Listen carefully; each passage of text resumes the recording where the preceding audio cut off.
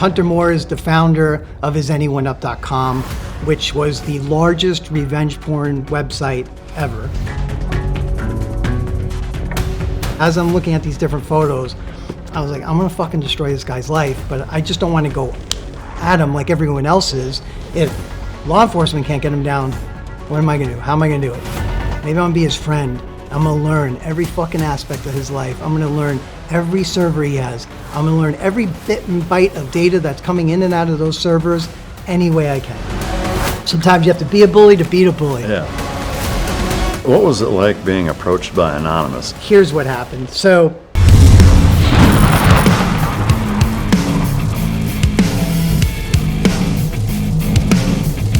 I have 4 dogs, and they've eaten all types of different food, and we recently found Team Dog, I believe this spring, so we've been on it for a year. Seeger was on it first, and Tiller was on it, and then we put the Goldens on it. And I mean, all the dogs eat less food. The dogs' coats are way better. Everything about Team Dog is, I'm very impressed. My dog trainer, Justin Allen, he uses it on all 60 dogs that are there for training. He's tried every single food in the game too, and they just stay super healthy on this Team Dog. Ladies and gentlemen, as always, it's both an honor and a pleasure to welcome my next guest to the podcast. He's a former U.S. Marine, 3rd Surveillance Recon Intel Group, and the Marine Security Battalion. He's responsible for the takedown of revenge porn king Hunter Moore with a Netflix documentary, The Most Hated Man on the Internet, which we're going to dive headfirst into. He's the founder of Bullyville.com. He's been featured on Forbes, Vice News, Rolling Stone, Wired, Netflix, Dr. Phil, etc. Ladies and gentlemen, the guy you don't want to be on the wrong side of, James McGibney. thank you for having me on. Dude, thanks for coming, man. I've been excited for this show since we even thought about booking it, and man, I've seen a number of your stuff on YouTube and all over the place, frankly, and I'm fascinated by really two things. One, there's not a lot that talks about your childhood, or I haven't seen much that talks about your childhood and kind of leading up into why you joined the Marine Corps, which I'd love to talk about that because I don't think many people know about it. And I like to, flesh out a little bit of backstory on people before we get into kind of why they're on the show. But obviously far more than that, just like the type of people that you've gone after, specifically, in the Hunter Moore case, but like those people are I would say arguably the most hated fucking people on the planet, because there's this anonymity component where you feel helpless. It's almost like being robbed in your house, but you have no idea who's doing it or whatever. And the fact that not only have you put the amount of time, effort, resources, manpower, et cetera, into doing what you do, but you've been overwhelmingly successful. Like everybody loves the Denzel Washington movies, like any of the revenge type movies where like these shitbags that the character builds up to where it's like you want nothing more than to see these people just fucking finally get what they deserve. And it's so gratifying to see that. And this is like one of the best real world examples of that I've ever seen. And I absolutely love it. So thank you for everything that you do. I'm really excited for you to share your story and talk about all the things that you've done as well as what you have coming up, which is pretty big. And I just can't thank you enough for being here. Thank you. And I have to tell you, I looked at some of your previous guests. I watched your shows, obviously, and I was laughing to myself thinking, every person you've had on this show, Navy SEALs, like just hardcore, real men, the best of the best. You see these fingernails? They're very clean. Yeah, I was a Marine, but not. Yeah. I'm probably one of the few people who's come on your show that says, I don't have a confirmed kill. Again, to me, it's all about the impact. Irrespective of what you do or how you get there, to me, it's what the end circumstance or consequence is. And, to me, the impact that you've made and your ability to affect change and keep people honest and I guess seek retribution is, in my opinion, every bit as lethal as any of the other guys that I've had. Especially if you can do it online. Especially if you can do it in your underwear, yeah, or maybe no underwear. Who knows? What's the last full book that you read? My dissertation. Oh, really? Yeah, I just that took up a good chunk of my time because that is a book. Yeah. I graduated last year from Pepperdine with my doctorate. Oh, nice. It's an education with an emphasis on technology. Oh, cool. So that was the last book that I read because Yeah. I had to write it and then Yeah. reread it about 1,000 times. And What were you defending? cybersecurity. I was talking about cybersecurity within the K through 12 space specifically because I don't think a lot of people realize how much of a target elementary schools are, Yeah. high schools are for getting hit with ransomware, and they just don't have the protections in place that large scale companies would have, for example. Yeah. So I focused on that because it kept happening over and over and over Yeah. again, and there wasn't a fix. Yeah. So I came up with a solution to hopefully help fix that. Man, that's awesome. Yeah. Nerd shit. What's that? Nerd shit. Yeah. Well, I Yeah. mean, again, it's. I mean, when you look at the vulnerabilities that, I mean, especially here in the United States, not just relegated to schools, but I mean, businesses, government. I mean, you name it. I mean, it's everywhere. You know, and especially when you're talking about state-sponsored foreign intel groups that are attacking our infrastructure or airlines or whatever. You know, to me, like. You can call it nerd shit all day long, but the reality of it is that we live in a world where it's stuff like that that has the potential to harm and or kill far more people than a conventional military can. You know, so to me, again, what you do is critical. You know, Think about the story about those pagers blowing up. yeah, In yeah. your I mean, pocket, pager. no, it's amazing. I Yeah. mean, but you know, I mean, something as simple as taking out. You know, infrastructure with water filtration plants or electric grids. Yep. You know, you're talking. You know, if tomorrow we woke up and there was some major cyber attack that now completely took out all of our water and power grids all over the country, like you're talking tens of millions, maybe even 100 million people dying in a matter of days. You know, so especially this time of year. I mean, Yeah. so. Yep. Yeah, I mean, it's serious shit. There's no two ways about it. What's something you wish you were better at? Communicating. Really? Yeah. I feel like I'm pretty good at it public facing, but with my friends and family more so, I just kind of sometimes wish I was a better communicator. You know, I'm behind a computer for 15 hours a day, minimum, every single day.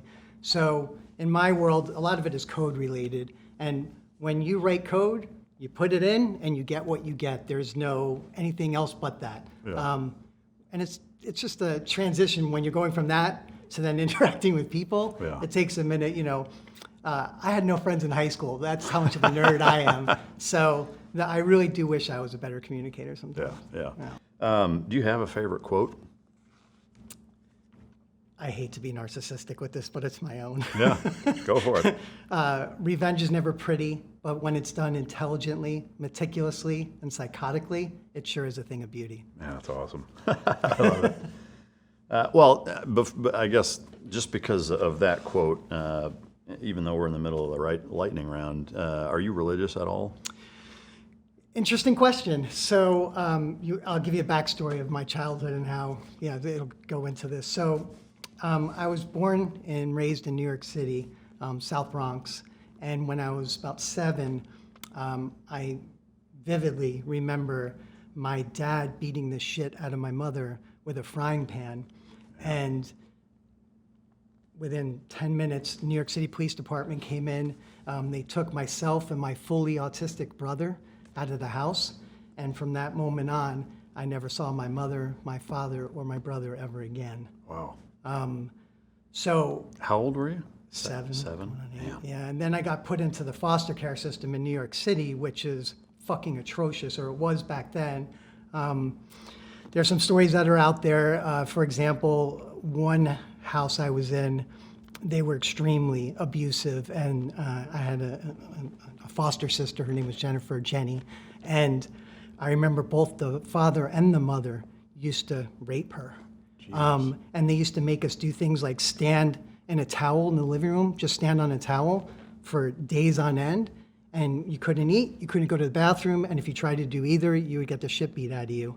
And the worst thing that happened, though, was that same family, that foster family, the dad, I remember, was beating the shit out of me and dragged me into the bathroom and hit me so hard he knocked part of my front teeth out. And when I woke up, I was in the bathtub in the shower area, and I felt water splashing on me. I'm like, what is going on? But it wasn't shower water. This sick fuck was pissing on me. And that was a real poignant moment in my life that has stuck with me, because I just knew from that moment, I'm like, I am going to get the hell out of this situation any way I can, and I want revenge on not only this family, which I did get later in life in a very nasty way, but I just knew that I wanted to help people like Jenny, like that girl that was just, and she was like 8. And no one ever came to do anything. And I remember the one time when they come, they will send like foster people to come out and look at, make sure you're okay. And I remember right before they came, they put makeup all over our bodies to hide the bruises of myself and Jenny. And we couldn't say anything, because if we did, who knows what was going to be around that corner. So I bring all that up because I really thought, since I didn't know anything about my past, I thought I was Italian, like 100% Italian. So I don't know, about 7 years ago, I decided to do an ancestry DNA test. Easter Sunday, with my wife, my 3 boys, we're getting ready to go, and boop, I get a response. It's in. I pull up on the big screen TV, and I'm like, what part of the boot of Italy am I from? 0. Wow. 48% European Jewish, 30% Irish. There was some other stuff in there, but I was like, wow. And I couldn't believe it. Like, then my wife was like, well, we got to go to church. I'm like, oh, no, I don't think you understand what just happened here. I don't have to go to church ever again. But so I started to learn a little bit about that, but I just... Yeah, I mean, it's hard to get into later in life, I guess. Yeah. You're Jewish, now go down that path. It's just, I've been researching it and trying to learn as much as I can, but... Yeah. Well, I mean, first off, the story you shared about your childhood is both heartbreaking and astounding. I mean, I can't fathom, experiencing that as somebody who had probably as polar opposite of a childhood from that as you could have.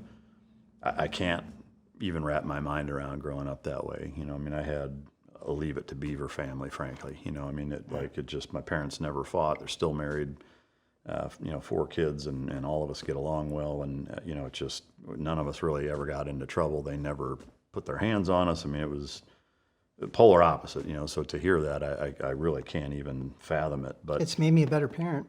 I imagine, yeah. Yeah, I mean, I really don't take it for granted at all. Yeah, I can imagine. But the reason I ask about the religion thing is revenge is such a big component of most religious sects, if you will, in that they kind of highlight on not engaging in it, of whether it's turning the other cheek or just letting things go, whatever. That's not me. And that's so I guess I'm not religious. Yeah, that's why I asked. It's like, if you're like, oh yeah, I'm a man I just of the give you the cloth, longest answer ever to tell you I'm not religious. The short answer is no, I'm not.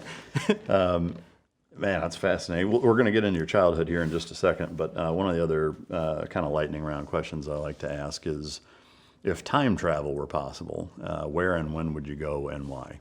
I would go back to that moment that guy pissed on me. Yeah. And I would shoot him in his face. Yeah. Obviously, that stuck with you, which leads into, normally I would say, where are you from? Tell me about your childhood. You largely already have, but growing up in New York and with your immediate family members, is that where your last name comes from? Or McGibney, my adopted last name. That's your adopted last name. Yeah, and then so I went from New York City to upstate New York, and I was not a good kid. By the time all that happens and you get adopted, I just don't know if there's any turning back to having just a normal life. And I was an awful, awful kid. In what way?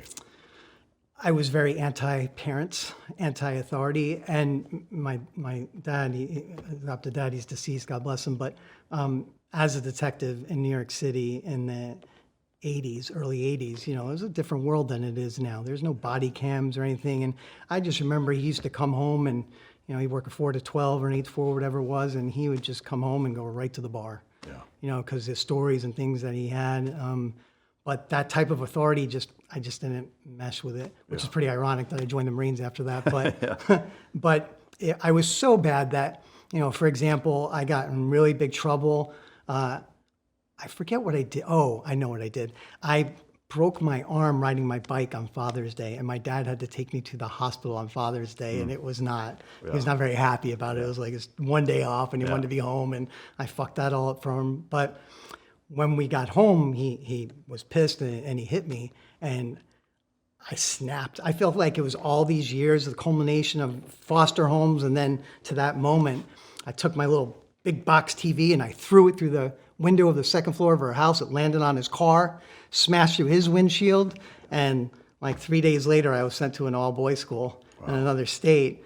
And I was so pissed about being sent there that when I was asked to write a letter, you're supposed to write a letter home to your family, I took a pair of pliers and I took all the braces off of my teeth and I threw them in an envelope and I just wrote, "Fuck you."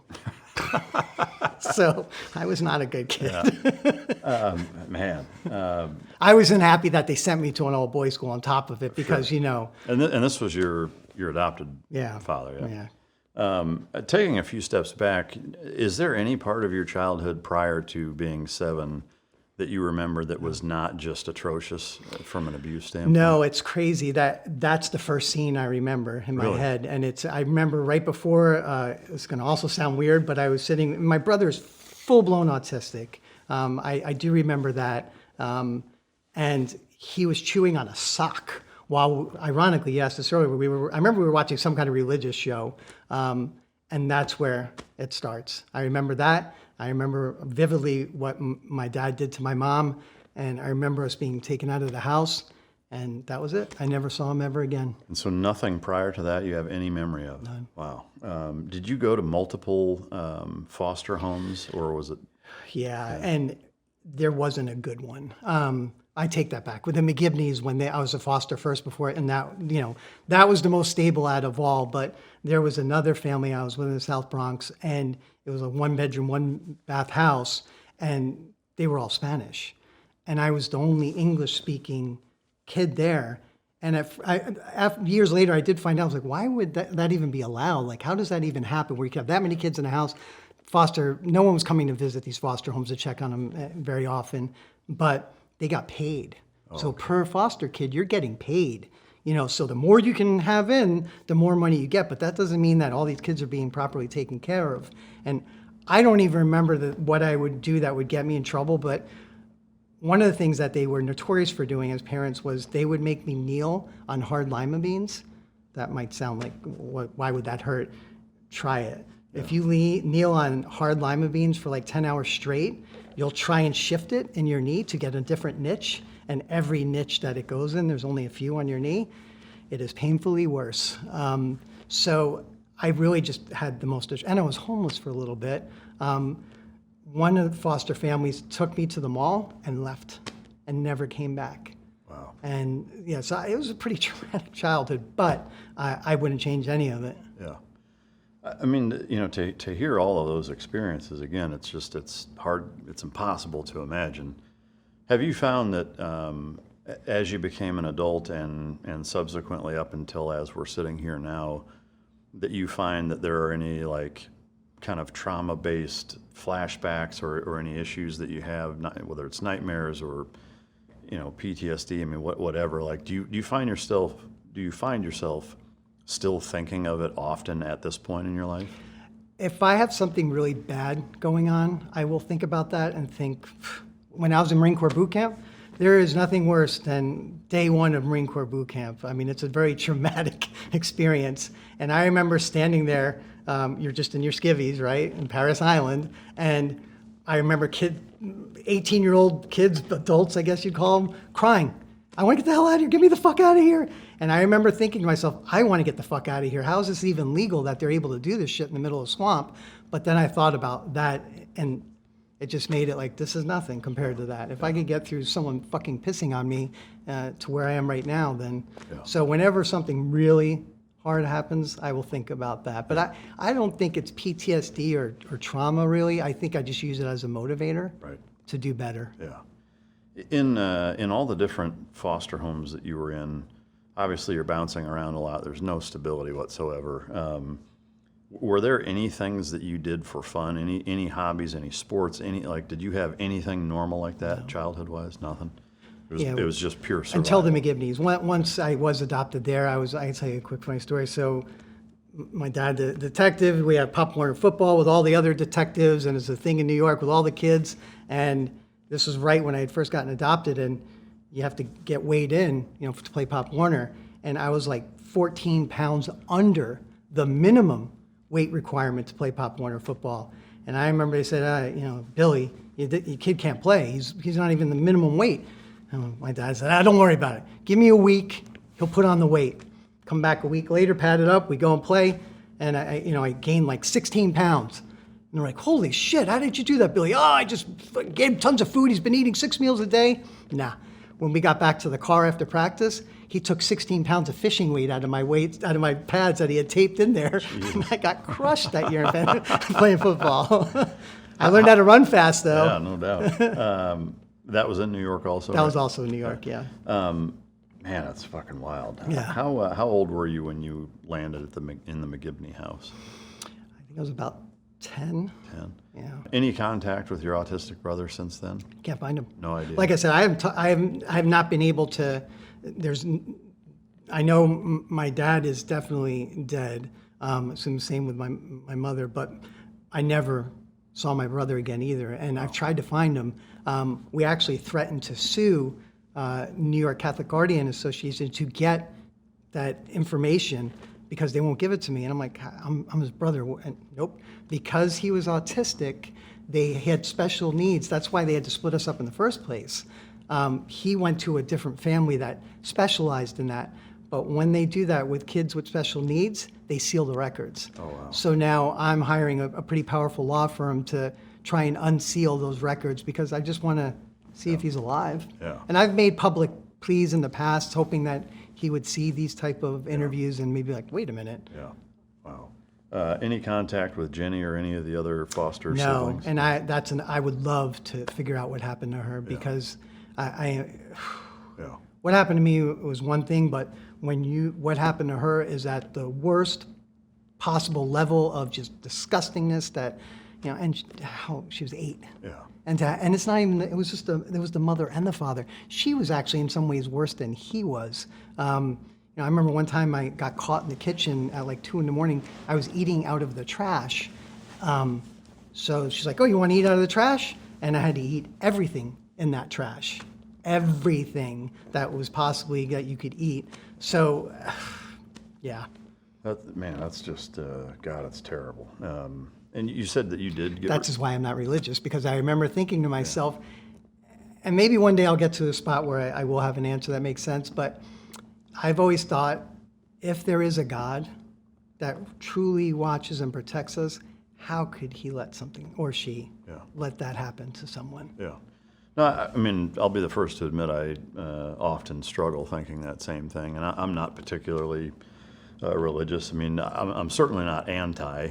Either am I. Yeah, I mean, I'm very curious about it and interested in it. I've had, a number of guests on here that are very, very, convicted in their faith, and it's a huge part of their life, or even it really is their life. But I agree, and I've, tried to think of it from a, like, almost devil's advocate standpoint, which maybe is kind of a strange term to even use for it. But in thinking, okay, like, how would I even justify that? And I do struggle to find any type of justification or logical example. And the most common response that I typically hear is, well, it's so beyond what a human being can even comprehend. You just wouldn't understand it. And it's like, to me, that feels like kind of a cop-out. I feel like we're all alone on here. Like, we're put here and you're on your own. Good luck. Yeah, I mean, who knows? I remember listening to Elon not too long ago. I was like, well, that's interesting. He was saying this is all just an AI simulation, and we're all in it, and good luck. Yeah. I mean, who knows? I mean, there's of course, again, if I look at it as neutral as possible, and think like, okay, well, if consciousness is this thing that, we can't fully grasp, and there's so much more to it that, maybe, even the most horrendous experience on earth, A, isn't real, or B, it's such a short window universal energy wise that it doesn't matter, and it's all it is a litmus test to see, what type of person you. I mean, who knows? That's a good point. I mean, there's a million ways to look. Were at you it. a good person when you were on this earth? Yeah, The like no litmus matter. Yeah, test, like there's the free will component, which again, if I'm trying to say, okay, how can I try to rationalize this where it at least makes some kind of sense? Like that's really the only thing I can come up with is that it's a test. Yeah. It's to say, hey, you're made in the image of God. Maybe God can be twisted, to allow things like that to happen. To see how you're going to react to it. Yeah, and see, are you worthy of spending the rest of eternity with people who, no matter how bad it gets, your dedication is still steadfast. I mean, maybe that is what it is. I don't know. I wish that there was a little more direction, but maybe that's the point. Who knows? But not that this is a show about religion, but I think it's relevant. I mean, again, to hear stories like yours and other guests that I've had on that have just horribly traumatic childhoods in a very similar. You want to hear something even crazier? Yeah. When I was adopted, I was put into a Catholic elementary school. So no you religion. fit right in. Fit right in. Yeah. And I actually got temporarily expelled from there. It was St. Columba in New York, and it was very religious. You wore your tie, and everyone had the same stuff. And the church was right next door to the school. So this may send me to hell, but I'll tell the story. During lunch, they would have funerals, and they needed altar boys, and it paid like $5. I was like, count me in. So that is where I established, I guess, my first addiction.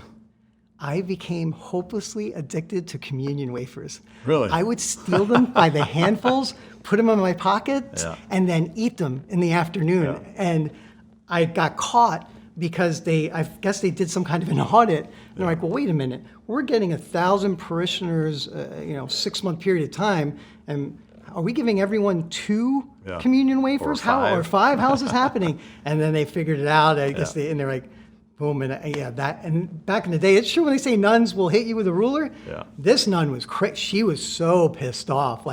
She said, "You're going straight to hell," and she might be right. But I thought about it a different way. I'm like, well, I have the body of Christ all in me, a ton of the body of Christ. So I might be good. Yeah, man, that's wild. What was the process when you did get adopted by your dad's name was Billy McGibney? Yeah. What was the decision making process for them? Did you guys talk about that? Did they say we're going to adopt you and here's why, or was it? I think what had happened was my dad had mentioned it, so I know he was aware of it. I just don't know if he was there that day. But what happened in that apartment was known throughout the police department. When they came to get us and take us away, my dad was aware of that. Okay. So I think that he knew something then. And then I went into these foster homes, and I think then I was like, well, wait, that's that kid that. And then they kind of started put 2 and 2 together. So we really never sat down where they said, hey, we're going to adopt you. I just remember one day I had a new birth certificate that they had done, through that process. And they're like, because my real first name was Jimmy. And then they said, do you want to be Jimmy or James? And from what my adopted mom had told me was, I said, I want to be James because it sounds more sophisticated. That's priceless, man. So obviously, you had a bunch of disciplinary issues growing up. At what point, age-wise and kind of catalyst-wise, did the Marine Corps come into play where it made you say, this is what I want to do? Right towards the end of school. High school, I was just a train wreck, absolute train wreck. I had no direction for myself. I was smoking weed. I had to get a waiver in the Marines when I joined. I wanted to be honest. I didn't want to lie. And they said, have you ever done drugs? I said, yeah, I've smoked weed. This morning. Yeah. It wasn't that soon. But it was over here. But it was enough to where I said, here's how many times. They said, we'll have to get you a waiver. I was like, okay.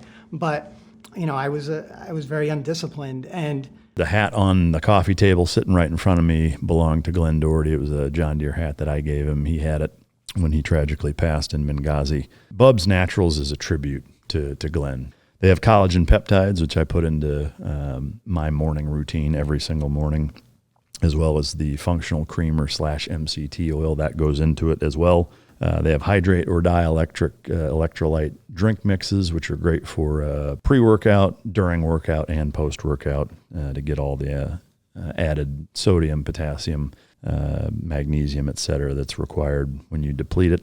Bubs is a family company. The way that they started is, again, super close to my heart, with him being one of my closest friends for a long time. And I encourage you to go to bubs.com, and now there's a landing page specifically for Mic Drop listeners. Just enter the code Mike, M-I-K-E, all caps, and you get 20% off your first purchase at bubsnaturals.com. So that's www.bubsnaturals.com/Mike. And you can check out the Mic Drop landing page and go support an amazing cause. I was going to join the Army, and I saw a Marine in dress blues at the school, and I just remember like, damn. And you just see all the girls' heads and even the teachers, like everyone was looking at that Marine, walking down the school. And I was like, you know what? That's what I want to be. I want to be that. Yeah, I think their uniform has played a bigger role in recruiting than any of the advertising. Just to dress blues, yeah, though. Yeah. Agreed. Absolutely. Yeah. Did you know at that time that the surveillance, recon, and intel group was something you wanted to do, or was No idea. So I went in, just to show you how dumb I truly am, I went in on an open contract. So you're the recruiter's wet dream. Oh, they were loving it. You're a weed waiver. You're going to have to go. Oh, 311, here you go. But you take the ASVAB test and all that. But I still went in without, I think you were able to choose 3 duty stations you'd want to go to, and then you might get one of them. And then job-wise, you're going to get where you get. And I remember towards the very end of boot camp, there were just 0311, infantry, going down the line. And the last thing anyone in boot camp honestly wants to do is 0311, when you're just dealing with Paris Island and the bullshit of the swamp and the mosquitoes and the sand fleas, and it's just fucking awful. The last thing that most Marines, believe me, I was in that group, wanted to do was become a grunt. And they're limiting McGibney, 0151, paper pusher. And the rest of my platoon was like, you could just hear the groans, like, you got to be fucking kidding me. How do you get out of that? And that's just the job I got. Yeah. And then they sent me overseas to the 3rd Surveillance Reconnaissance Intelligence Group. And I get there, I'm private. Maybe I was PFC, What but year whatever I was was. So 92. Okay. And I get to 3rd Trig, Camp Hansen. And as soon as I get to the barracks, my sergeant comes up to me and he hands me a bag and a pair of gloves. And he's like, come on. And a whole group of us go out to these cow fields. I'm like, oh my God, I'm about to get initiated in the worst way possible. Like I'm gonna put my hand up a cow's ass or some bullshit. Yeah. And he says, start picking. I'm like, what? These guys were picking shrooms off of cow shit, putting them in the bags, in the Ziploc bags, taking them back to the barracks, cleaning them and eating them. Oh, shit. And I was like, this is fucking great. I didn't expect this at all. I thought we were going to be running all day. And I didn't mess with the shrooms ever. I never ate one just because I saw like people were just losing their shit. Yeah. And I was like, I don't think I could go down that path. But it was just interesting to see that. And then the next day we ran 4 miles, and these hardened Marines who've been doing it forever, it was just no big deal to them. And then the other thing that we had that was crazy was, and it's where I was really thinking, like, there's a lot of Marines here that are a lot like me. Like, we probably should not even be here. Like, if you compare you to me, clearly you are a Navy SEAL. You don't look at me and go, that guy's an obvious Marine. That is the last thing you think.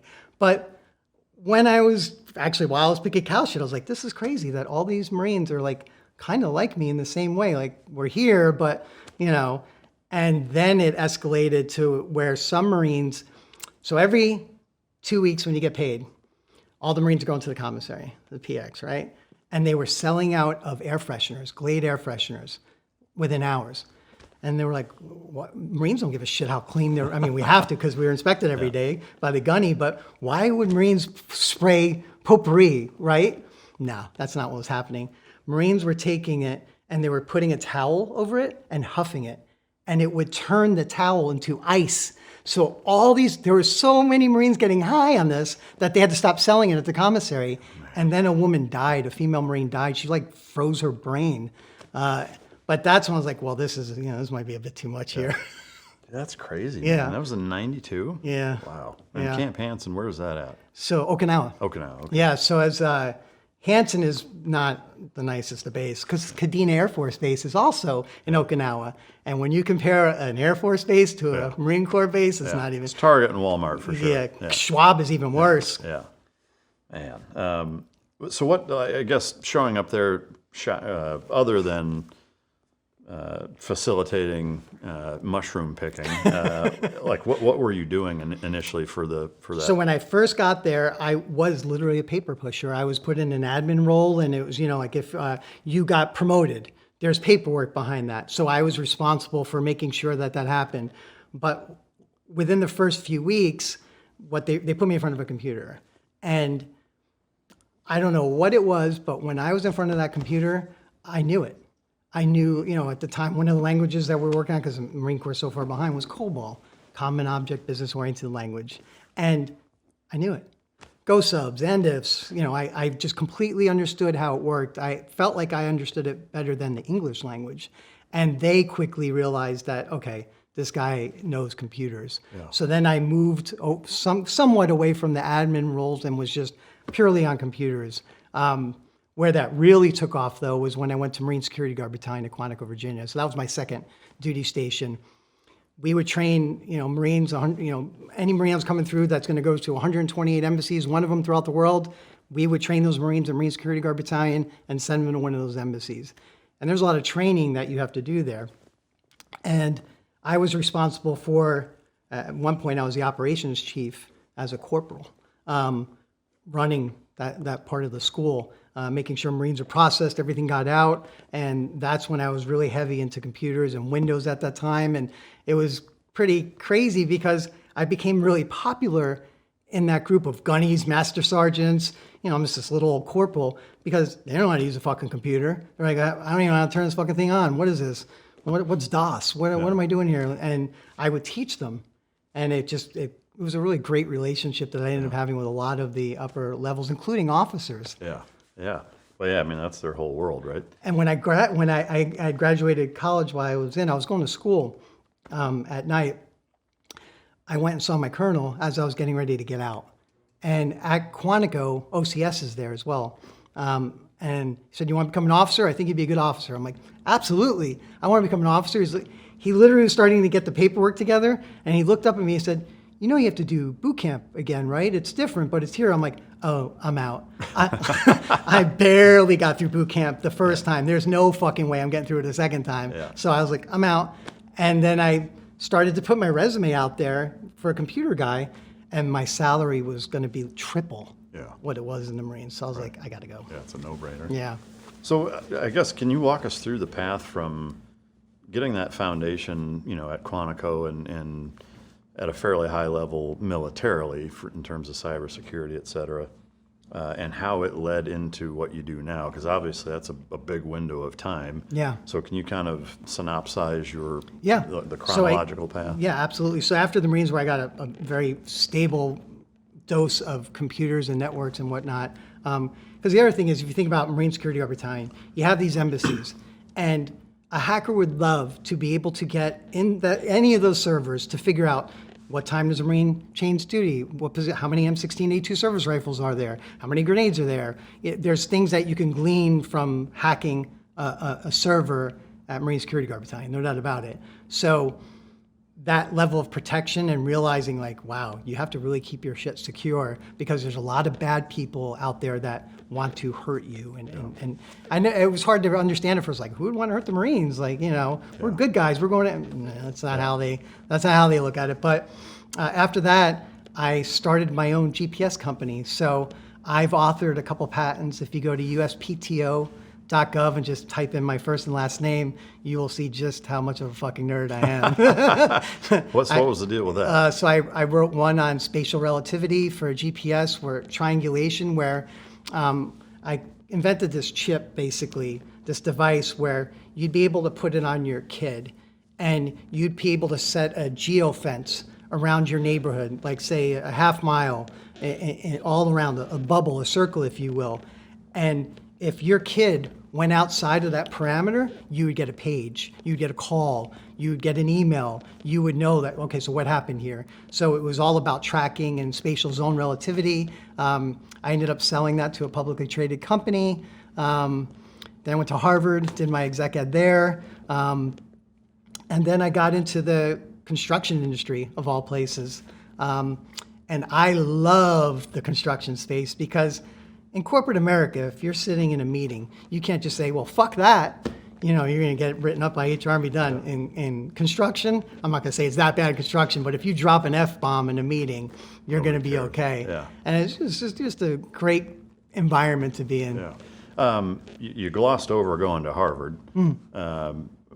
Can you kind of tell us about that? So I've done it twice. So I did my exec ed.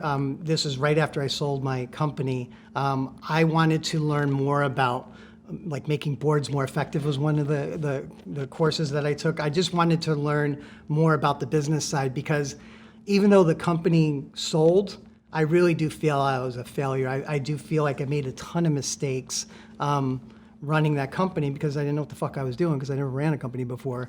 For example, you bring in board members and you're like, all right, these guys are going to help me. And then they end up wanting to try and fuck me and take my shares and dilute my stock. And, they're all getting preferred stock and I'm getting stuck with common and I can't convert mine preferred. But I'm the founder who's giving you all this intellectual property, patents and trademarks. It's really no different than why I joined the Marines. I knew that I was a fuck up and I needed discipline. I went into the Marines. I then knew I needed to continue my education and go to like Harvard Business School for their exec ed to learn that. And then did you go there for it? Yeah. And then not too long ago, I actually got my Harvard certification, cybersecurity certification. Oh wow. So so that was 4 months. Yeah. So, all right. So you go through Harvard. What professionally did you do after that, other than construction? So then I did construction, and then I was in that until So fast forward to Bullyville, if you want to go down that path. Well, I guess before we get in there, Yeah. I'm curious what you were actually doing in the construction space for how long, and what was the catalyst that And I'm still doing it now. Oh, okay. Yeah. So I'll tell you. So in construction, I currently work for a $5 billion company, and I am their senior director of cybersecurity. And my job is to make sure that we don't get hacked. Yeah. So we have thousands, 10,000 plus employees, and bad guys are always trying to get in. So I'm making sure servers are secure, emails are secure. Obviously, the obvious things like MFA, two-step authentication's in place. The changing of passwords, X amount of days. Just making sure that we stay as stable and secure as we can. I've been doing that for probably 20 years. Is ransomware overwhelmingly the biggest threat that a By construction and most people would face? Absolutely, in any industry. Yeah. And that's the other thing that I try and do is, we do simulated phishing campaigns where you'll get something in your inbox and it'll say, hey, you get a free $20 Amazon gift card, click here. And we see how many employees click on the link. Now, clicking on a link is bad. There's no doubt about it. There's things that could happen, but what's worse is when you click on a link and then you put in your login credentials. Yeah. That's when it's game over. Yeah. Because even if you have multi-factor authentication in place, you could get that alert at 11 at night when you're at a bar and you're like, oh, my phone's, I don't know, accept. Yeah. Boom, now they're in. So that's what I've been doing for decades. Yeah. What was the light switch moment, I guess, while you're kind of knee deep in that on a corporate level, that you decide that the whole kind of revenge porn and helping out victims of cyberbullying and all of the things that you've been a part of, was that always something that you'd thought about? Did it build up to it, or was there a specific thing that made you say, all right, fuck this, I'm going out? I'll tell you exactly what happened. So, and this was something that happened when I was actually while I was in the Marines getting out, something happened. in Japan. One of my buddies, we're over there for well over almost 2 years, and one of my buddies was getting letters every week. And I'm like, God damn, you're so lucky, man. This girl loves you. Your girlfriend's just all into you. She's nonstop. And as we're getting ready to come back, we find out she's 7 months pregnant. I'm like, I'm no mathematician, but I know that ain't your baby. Yeah. And I was like, man, it'd be cool if there was like a site where not only could you put someone on blast for doing that, but if you think of like eHarmony, Match, Plenty of Fish, when you are in a dating scene and you're meeting someone online, you have no idea who you're fucking meeting. They're giving you their best face forward. Yeah. You don't know if you're meeting a dad who is married with 5 kids and he's out there saying he's single. So what resource is there to make sure that the person that you're going to go on a date with is not a habitual cheater? Right. So I was like, man, I need to come up with a site, something cheater. I'm like, Cheaterville. I'll launch a site called Cheaterville. I'll write the code, I'll launch it, and it'll be a site where if someone has cheated on you, you can put what they did, how it happened, and there it is. And it got huge. So Howard Stern is talking about it within the first 72 hours of launch. He crashed our servers. We were down for an entire day because so much traffic came from him. Guys, he said something like, I'm going to search for Beth on here.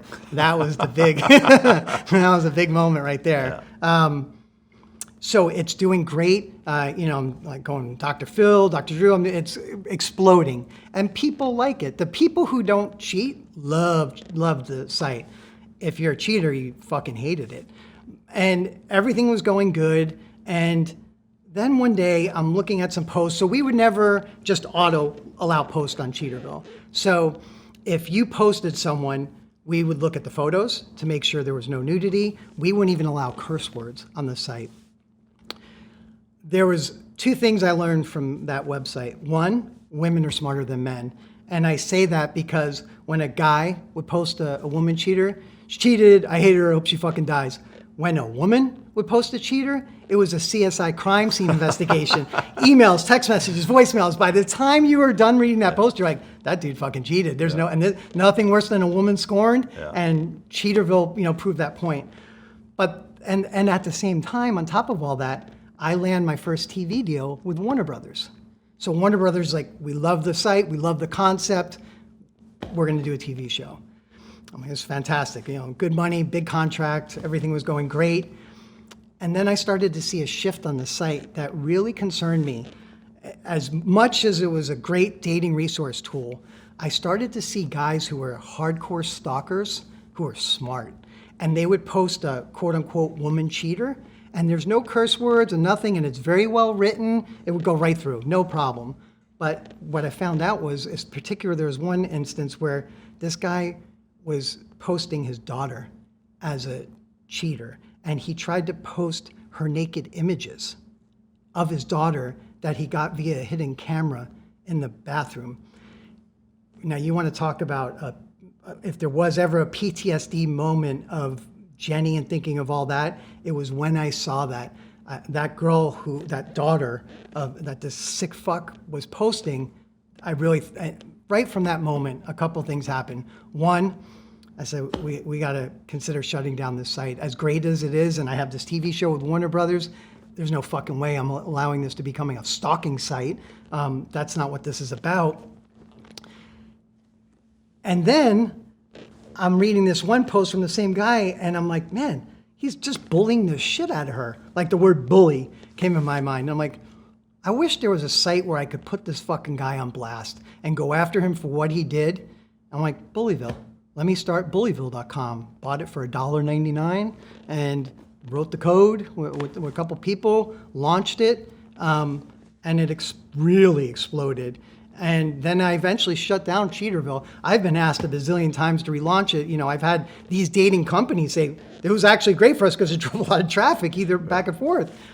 I just decided not to do it because of that aspect. Is there not a way to mitigate that, or is it just too risky? We had a lot of lawyers, and we were spending on average $5,000 a week just defending these lawsuits that were coming in. Someone would be posted as a cheater, and even if they did cheat, they would say, fuck you, I'm still going to sue you. You know, I'm suing you and her. Yeah. You know, her for posting it and you for allowing it to be posted.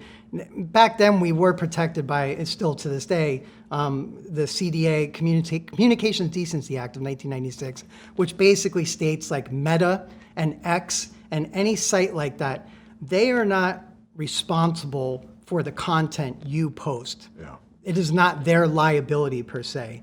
They are protected by that. It's almost like an anti-publisher act, right? It's like, a good way to put it. Yeah. Yeah. And so that's why I was like, what? So all this is going on, and I'm like, I'm going to go after this guy. Like, I'm going to launch Bullyville, and I'm going to go after this guy. Right while that was going on, I was on Anderson Cooper. I forget where I was, but Hunter Moore saw me on this episode and reaches out to me. And for the audience, Hunter Moore is the founder of IsAnyoneUp.com, which was the largest revenge porn website ever to this day. He was getting over 1.5 million unique hits a day of just sick fucking perverts that were going there to see women's images that were up there without their consent. Towards the end, animals where heads were being chopped off of dogs. Like, and I know you're a big dog person, so when I'm a big dog person, not as much as you are, but you know, I saw that and I was like, I'm going to change. I'm going to go after this other guy for this other stuff that I saw, but Hunter's now my number one target. What did he reach out to you for? I mean, it would seem He like... wanted me to advertise on his site. He's like, well, I have some cheaters who are on here. I'm like, no, you don't. You know, I'm like, we're not even in the same atmosphere. So at first I was like, fuck you, no way.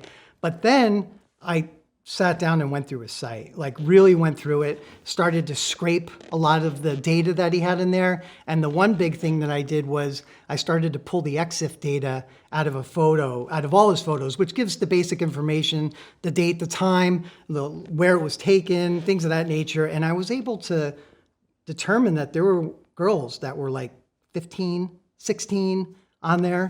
And I was like, this guy's awful.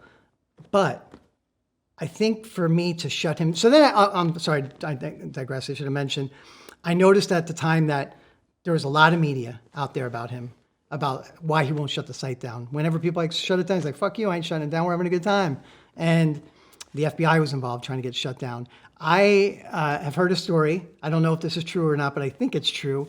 Meta had sent him a cease and desist because what Hunter was doing was someone would post an unauthorized image of a girl on there. All of his fans, you're talking hundreds of thousands of people, are commenting on it. She's a slut, she's a whore. They'd find out where her parents worked. They would start sending the photos to the family and friends of hers. Really, really awful shit was going on. And I was like, if the FBI can't shut this down yet because there's a process, and law enforcement can't shut it down because there's a process, and Meta at the time sends him a cease and desist saying, when these photos are going up, your followers are then finding out their Facebook page, they're taking a screenshot of that and then attaching it to the photo. So they sent him a cease and desist. He allegedly sent a letter back with just a picture of his dick. That was it. And I was like, fucking class that act. guy he's at another level. So how do we get this guy down?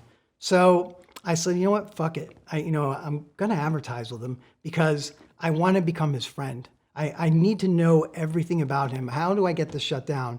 And I do remember thinking about Jenny a lot. Like as I'm looking at these different photos, I was like, I'm going to fucking destroy this guy's life, but I just don't want to go at him like everyone else is. If law enforcement can't get him down, what am I going to do? How am I going to do it? Yeah. Maybe I'm going to be his friend. I'm going to learn every fucking aspect of his life. I'm going to learn every server he has. I'm going to learn every bit and byte of data that's coming in and out of those servers any way I can. And so what was that process like in terms of length and how you ultimately managed to I would say defeat him? 6 months. It was a 6-month op. And so he obviously didn't see that coming at all. Like, No. thought you guys were buddies. And So here's what happened. So allegedly, I was in his servers. allegedly. Allegedly. And I saw everything on the back end that was going on. And the one big thing that I saw was he was out there publicly saying that he was making $20,000 a month.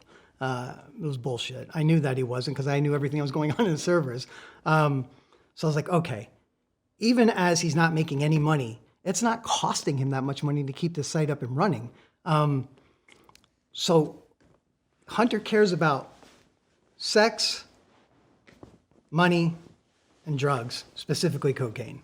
I can't offer him women or drugs, but I know he needs money because he needs drugs. So I'm going to make him an offer to buy a site. But before I do that, I'm going to show him proof that I have found that there's pictures of women that are underage, that are girls on his site, and that it's just a matter of time before the FBI is going to kick his fucking door in at 2 a.m. and drag him out there. And my concern with that, I work with the FBI a lot. I love them. They do fantastic work. I just wasn't sure if they were aware of where he had the data on his servers. Like, he was replicating data to multiple servers. He had multiple backups. That I'll give him. He wasn't him doing it. Someone was smarter than him. He actually had a partner that no one knows about. To this day, he had a secret partner who I went after, who was doing a lot of the work. So once I knew everything and I confronted him with it, I said, I'm gonna give you like 12 grand.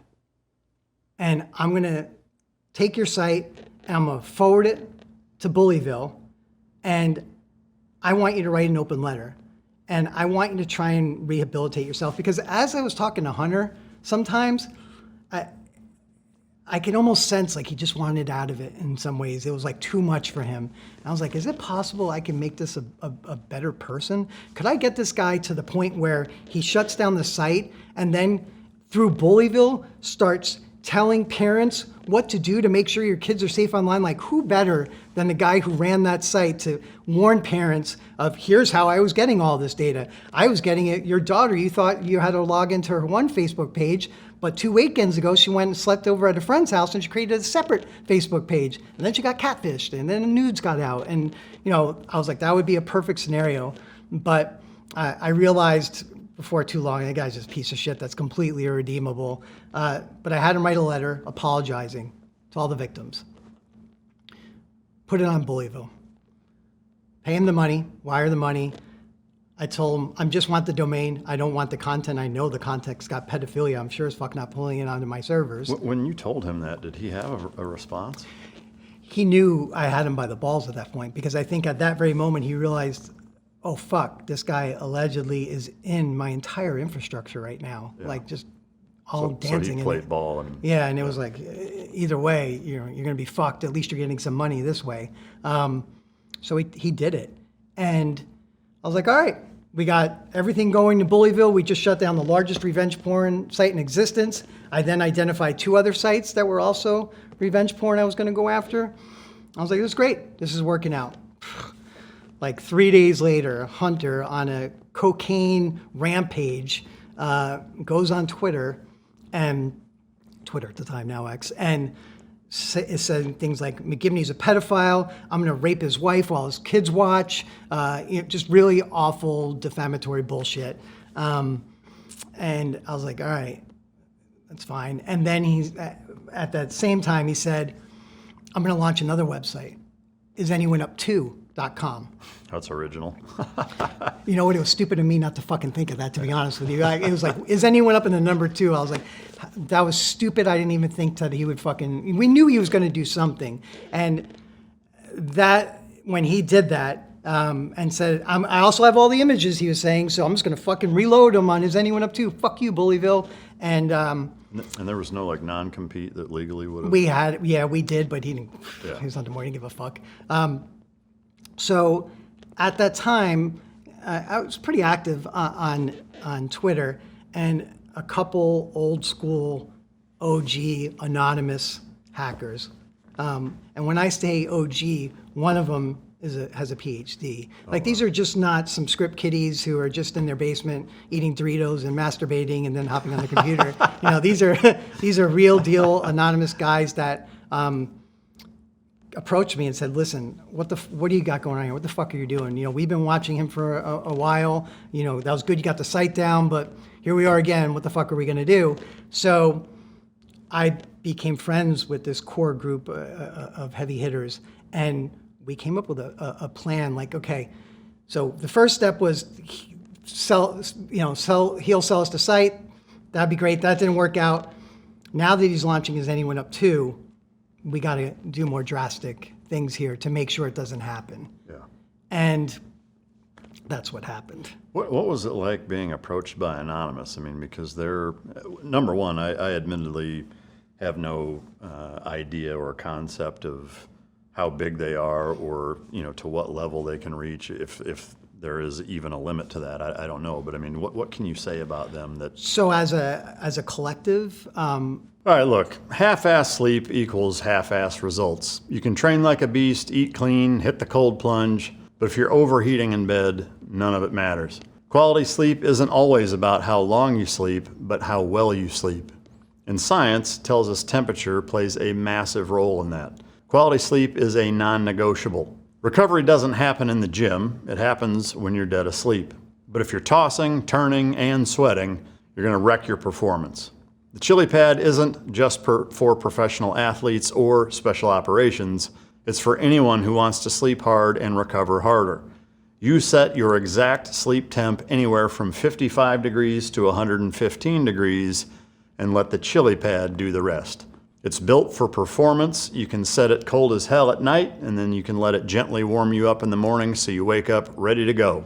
No alarms, no thermostat fights with your spouse. They sent me one, I tried it, and now it's part of my nightly kit. I'm getting deeper sleep, no night sweats, and I wake up sharp. Visit www.sleep.me/micdrop to get 20% off your chili pad with code MICDROP, all caps, all one word. That's free shipping, free returns, and a 30-night sleep trial to test it for yourself. Again, that's www.sleep.me/micdrop. Sleep cooler, recover faster, perform better. Anonymous is a group you just don't fuck with. Yeah. Ever. If you land on their radar, it's over. I mean, your life is over. Can you characterize or mention, I guess, like how many people it consists of? And Yeah, no. It's a spidered out. Yeah. There's no leader. Yeah. There's no spokesperson. There's just different factions that do different things. So like when this happened, when we first, the thought was to buy Hunter Site first. I was talking to a couple people in Anonymous, but they were not these heavy hitters. And this is when we first devised a plan of let's just buy this site and get it over with. And if he launches it, let's figure out what to do if he relaunches it. And then this other group came in. And I have to be honest, I mean, as much as I feel like I'm a decent hacker allegedly, these guys are at another fucking level. So they put me under their wing. They taught me stuff that I did not know.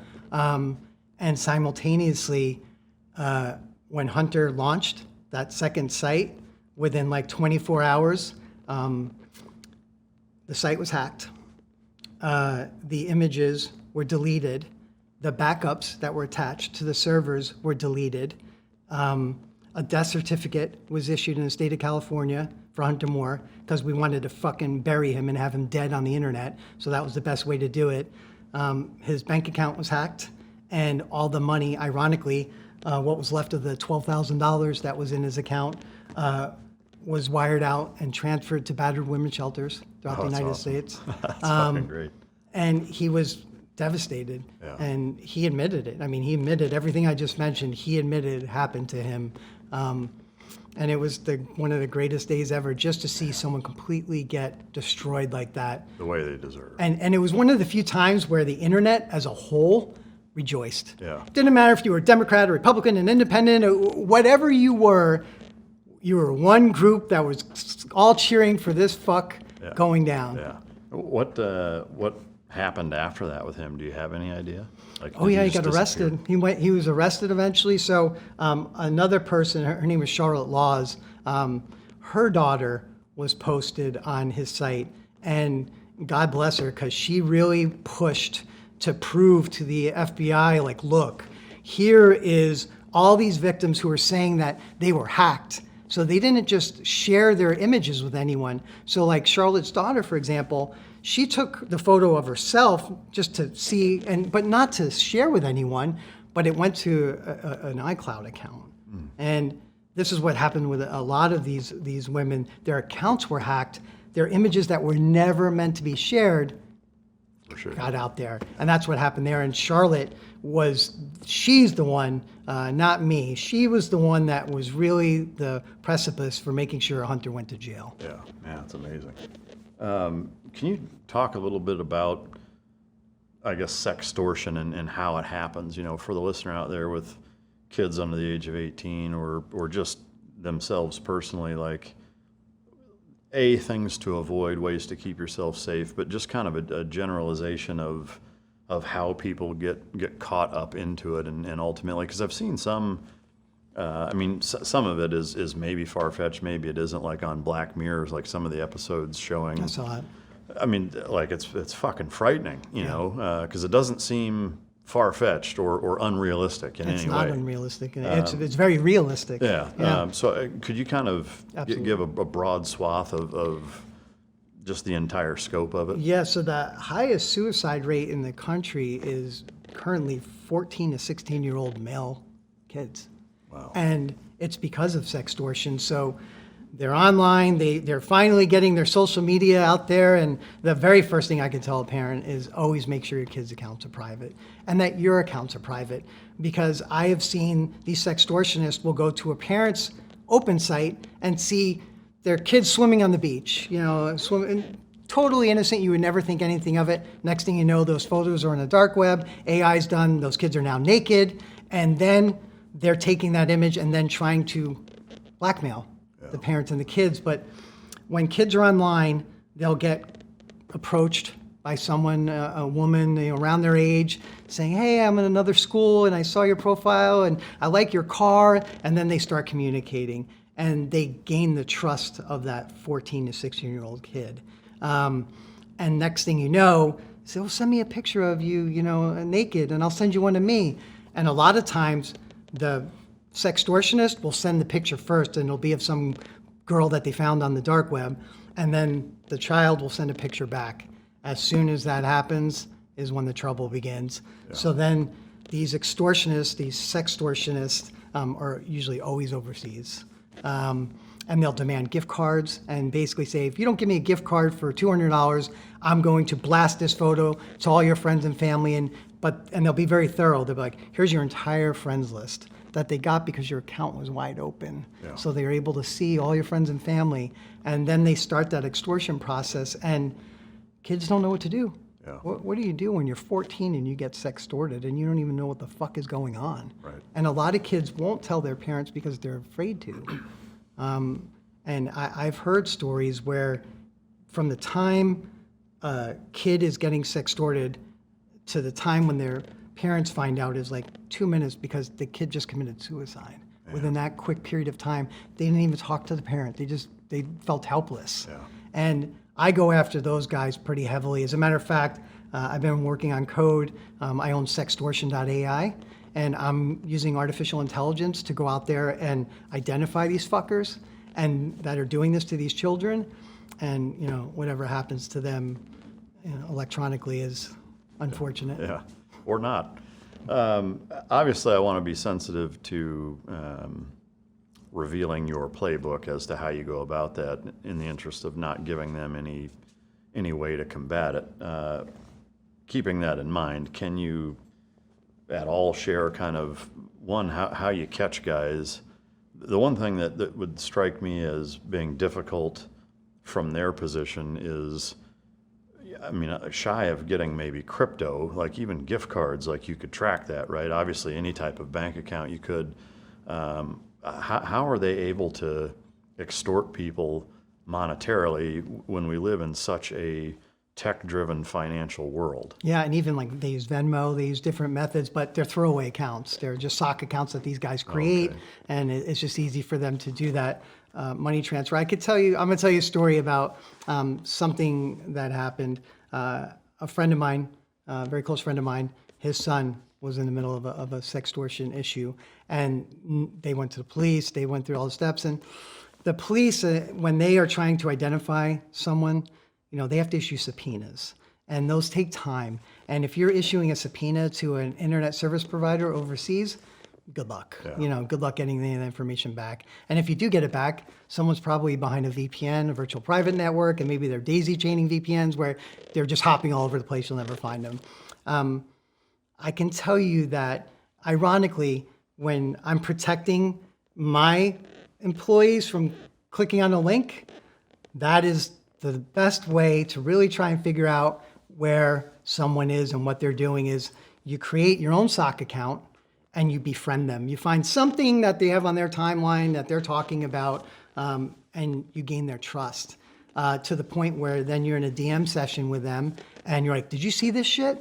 And as soon as they click on that link, that's all I can tell you about that. That's all I gotta say about that. Yeah, it's wild. There's so much to it that, or I guess I would say there's so many layers and levels and angles that, it makes you almost want to get like a fucking jitterbug phone and Seriously, not fucking go on the internet. Absolutely. It's crazy how easy it is for nefarious actors to access things through these means of things that would seem innocent or that you wouldn't think twice about. It's so scary to even be a parent nowadays. I know kids that when they're online, you really don't 100% know what they're doing all the time. And that's the other thing I was going to tell you is for parents, what you can control is your network in your house, right? So you always want to make sure that you know what sites your kids are going to. And I don't want to get too nerdy here, but you can get on your router and see that. So like you go to like 192.168.1.1 in your browser on the network that you're looking into on the same network. And once you're logged into your router, you would be able to see what's going on, who's doing what, where are they going, what are they doing. And it's super important as parents that you know what your kid is doing online in your house. Yeah. As far as accessing that stuff, does it get in-depth enough or can you extract information of where your kids are going in depth enough to know like every specific page, anything they're clicking on, or is it more general? You can, absolutely. I mean, if you wanted to get real granular, you can put software on their devices, and then you absolutely will know everything. Every keystroke if you wanted to. All right, so going back to taking down Hunter and the IsAnyoneUp site. Like once he was arrested and everything kind of house of cards wise came crashing down, was there anything else after that? As relates to him? So one thing that happened was, remember I was telling you earlier how he was on Twitter calling me a pedophile, saying he was going to rape my wife. So I sued him. Look, I mean, knowing my past, I think being called a pedophile is probably the worst thing that you can label someone. And considering the shit that I went through as a kid, when that motherfucker called me a pedophile, it was beyond scorched earth of what I was going to fucking do to him. So I reached out to my law firm and said, I don't even care how much it fucking costs. I want him sued for defamation immediately. Sued him, won a judgment for $250,000 with compounding interest at 3.5% a month. So when he got out of jail, I had a process server there to serve him with that judgment and let him know, I'm gonna start collecting on this fucking immediately. I own you for the rest of your goddamn life. And I have already said that any money that we collect, I'm donating to charity, to battered women's shelters. So what does this guy do? He freaks out and he flees the country and he moves to Colombia and starts a porn business in Colombia. All right, so I still have this judgment, but it's in the United States. I have the same law firm domesticate that judgment in Colombia and start seizing his bank accounts in Colombia. So I guess the moral of the story with this guy is I'm never having him out of my sight. I will know where he is every fucking day, and I'm going to just make his life miserable every single day until one of us is dead. So what is he doing now? Do you know? Porn. Still. He's a porn actor. He's in Colombia still. In Colombia, wow. But I know things are about to come to an abrupt end with him. There's some things that are in the works, and he's just a complete scumbag, and he's going to end up in jail real soon, and it's going to be in a Colombian jail, and good luck. Yeah. Because it would be a shame if all the prisoners in that Colombian jail found out that he had some girls that were potentially underage that he was filming. Yeah. It would be a real shame what happened to a pedophile in a prison in Colombia. I don't think it would be a shame. Yeah. So Alleged pedophile. Yeah. How did the Netflix documentary, did they approach you after hearing about this Yes. story, and how did that shake out? So they approached me and said, we're doing it's called The Most Hated Man on the Internet. It's about Hunter Moore. And my very first question was, is he participating? And they said, yes. I said, absolutely, count me in. And we started going through the process. And then I guess Hunter found out I was going to be in it and said, fuck that. If that asshole's in it, I don't want to be in it. So he backed out of it and decided not to do it, which in some ways was a bit of a shame. I was curious to hear, what he was going to say about everything. I wanted him to really talk about things that I haven't made public about the hacks. Yeah. But, he's a coward. Yeah. How did it shake out for you then? I mean, did they ended up going through with the whole thing? And Yeah, so we, I flew to California, did filming, and, the rest was history. There was that 3-part series. It exploded. It was in the top 10 and kept trending over and over again. And it still keeps trending. And I was trying to figure out, why does this keep trending? It's been a few years.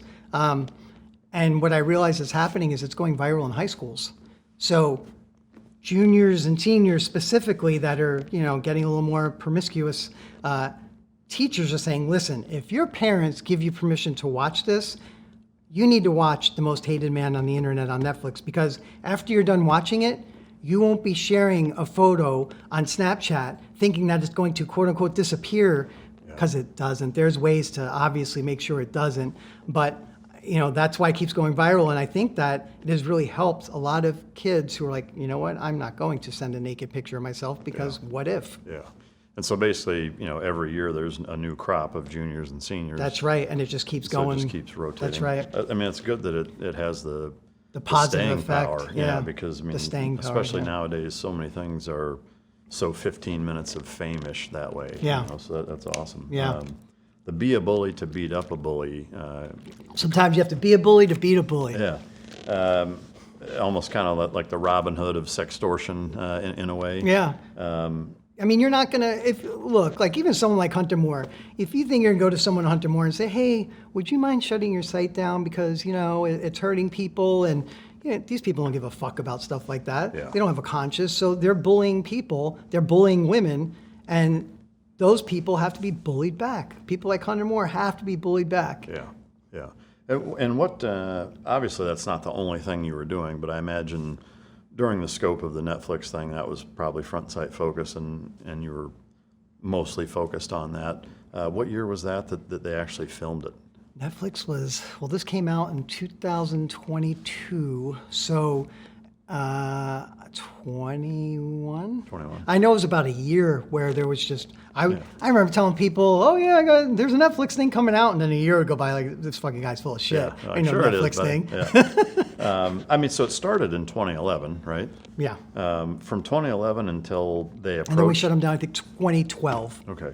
So from 12 to 20ish, that entire window of time, were you constantly going after him? I was going after him and others. I shut down 2 other revenge porn websites. Yeah, I guess if you can kind of cover that, I mean, it's almost a decade. Yeah. What all you were doing there and any of the other types. Yeah, of so campaigns. after Hunter Moore, there were, I don't want to give these other sites publicity, they're gone now, but there were 2 other sites that came up, and one was a copycat site where this idiot was downloading all of the photos off of Hunter's site when he had first launched it, and then once we shut him down, this copycat site popped up. Yeah. So went after him. We used a lot of legal means for the latter 2.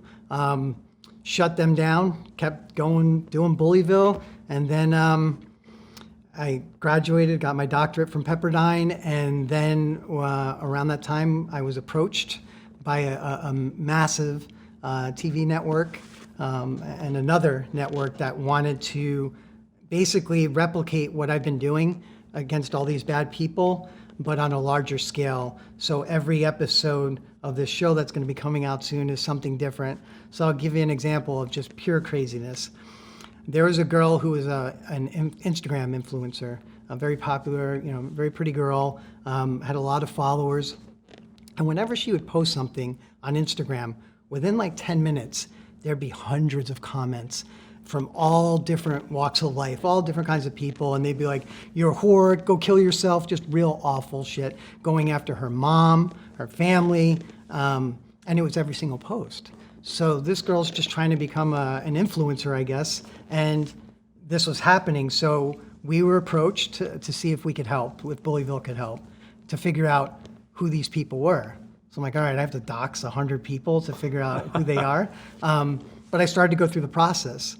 And as I started to go through it, I realized after a bit, this isn't 100 people. This is one guy. Really? One guy who had this, I hate to say it was brilliant, but in a weird way it kind of was.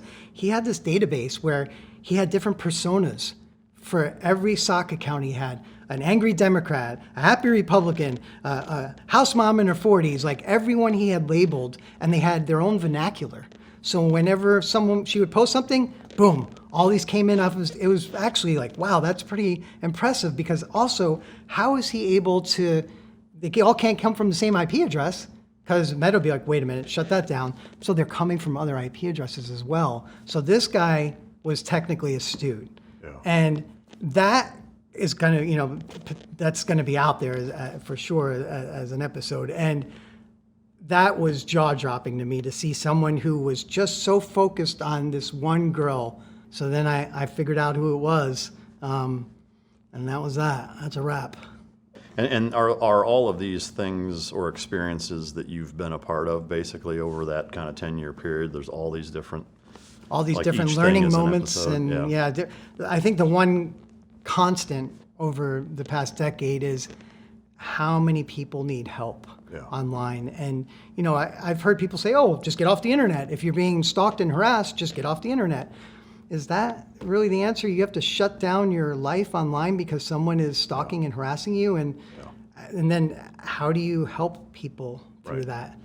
Yeah, to me, it speaks to a broader problem, I think. Not to say that everything that you're a part of and doing isn't A, necessary, B, enormously important and heavily applauded, but it seems like it's almost a cat and mouse game of, it's attacking a symptom, whereas the root cause or the problem is trying to figure out what on earth would make one individual be so obsessed with somebody that they've never even met, that they would put that type of brilliance and thought process and energy into trying to ruin their life. And when they can easily just flip the switch and do it to help people like that. Right, or just be productive in something totally unrelated. Obviously, there's a level of intellect there that's high.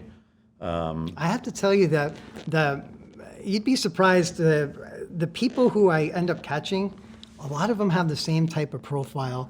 They're just someone who was very awkward in high school and didn't have a girlfriend, if maybe they had one, but they were just very in themselves and not outward. And I think that, at least in this instance I referenced earlier, he wanted to date this girl, and she's like, no.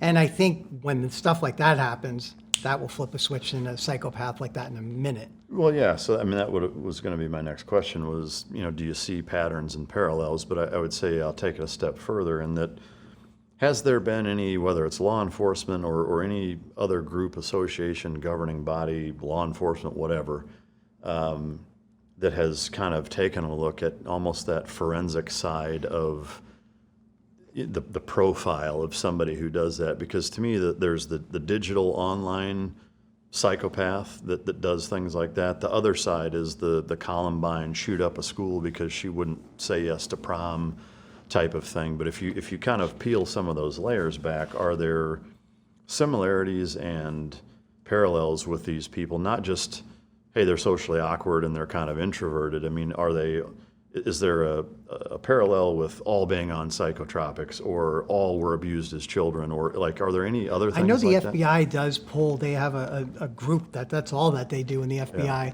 is behavioral analysis, Yeah. looking at why people do what they do, especially here. Are you And privy to any of the similarities? I am, and you're right. A lot of them do have issues, growing up when they were a child, and it's just caused them to. There's always usually some aspect of something that happened in their childhood that gets them away. But whenever I think about that, I'm like, okay, well, I had horrible shit happen to me, and I'm not, doing that kind of stuff. I think. Yeah.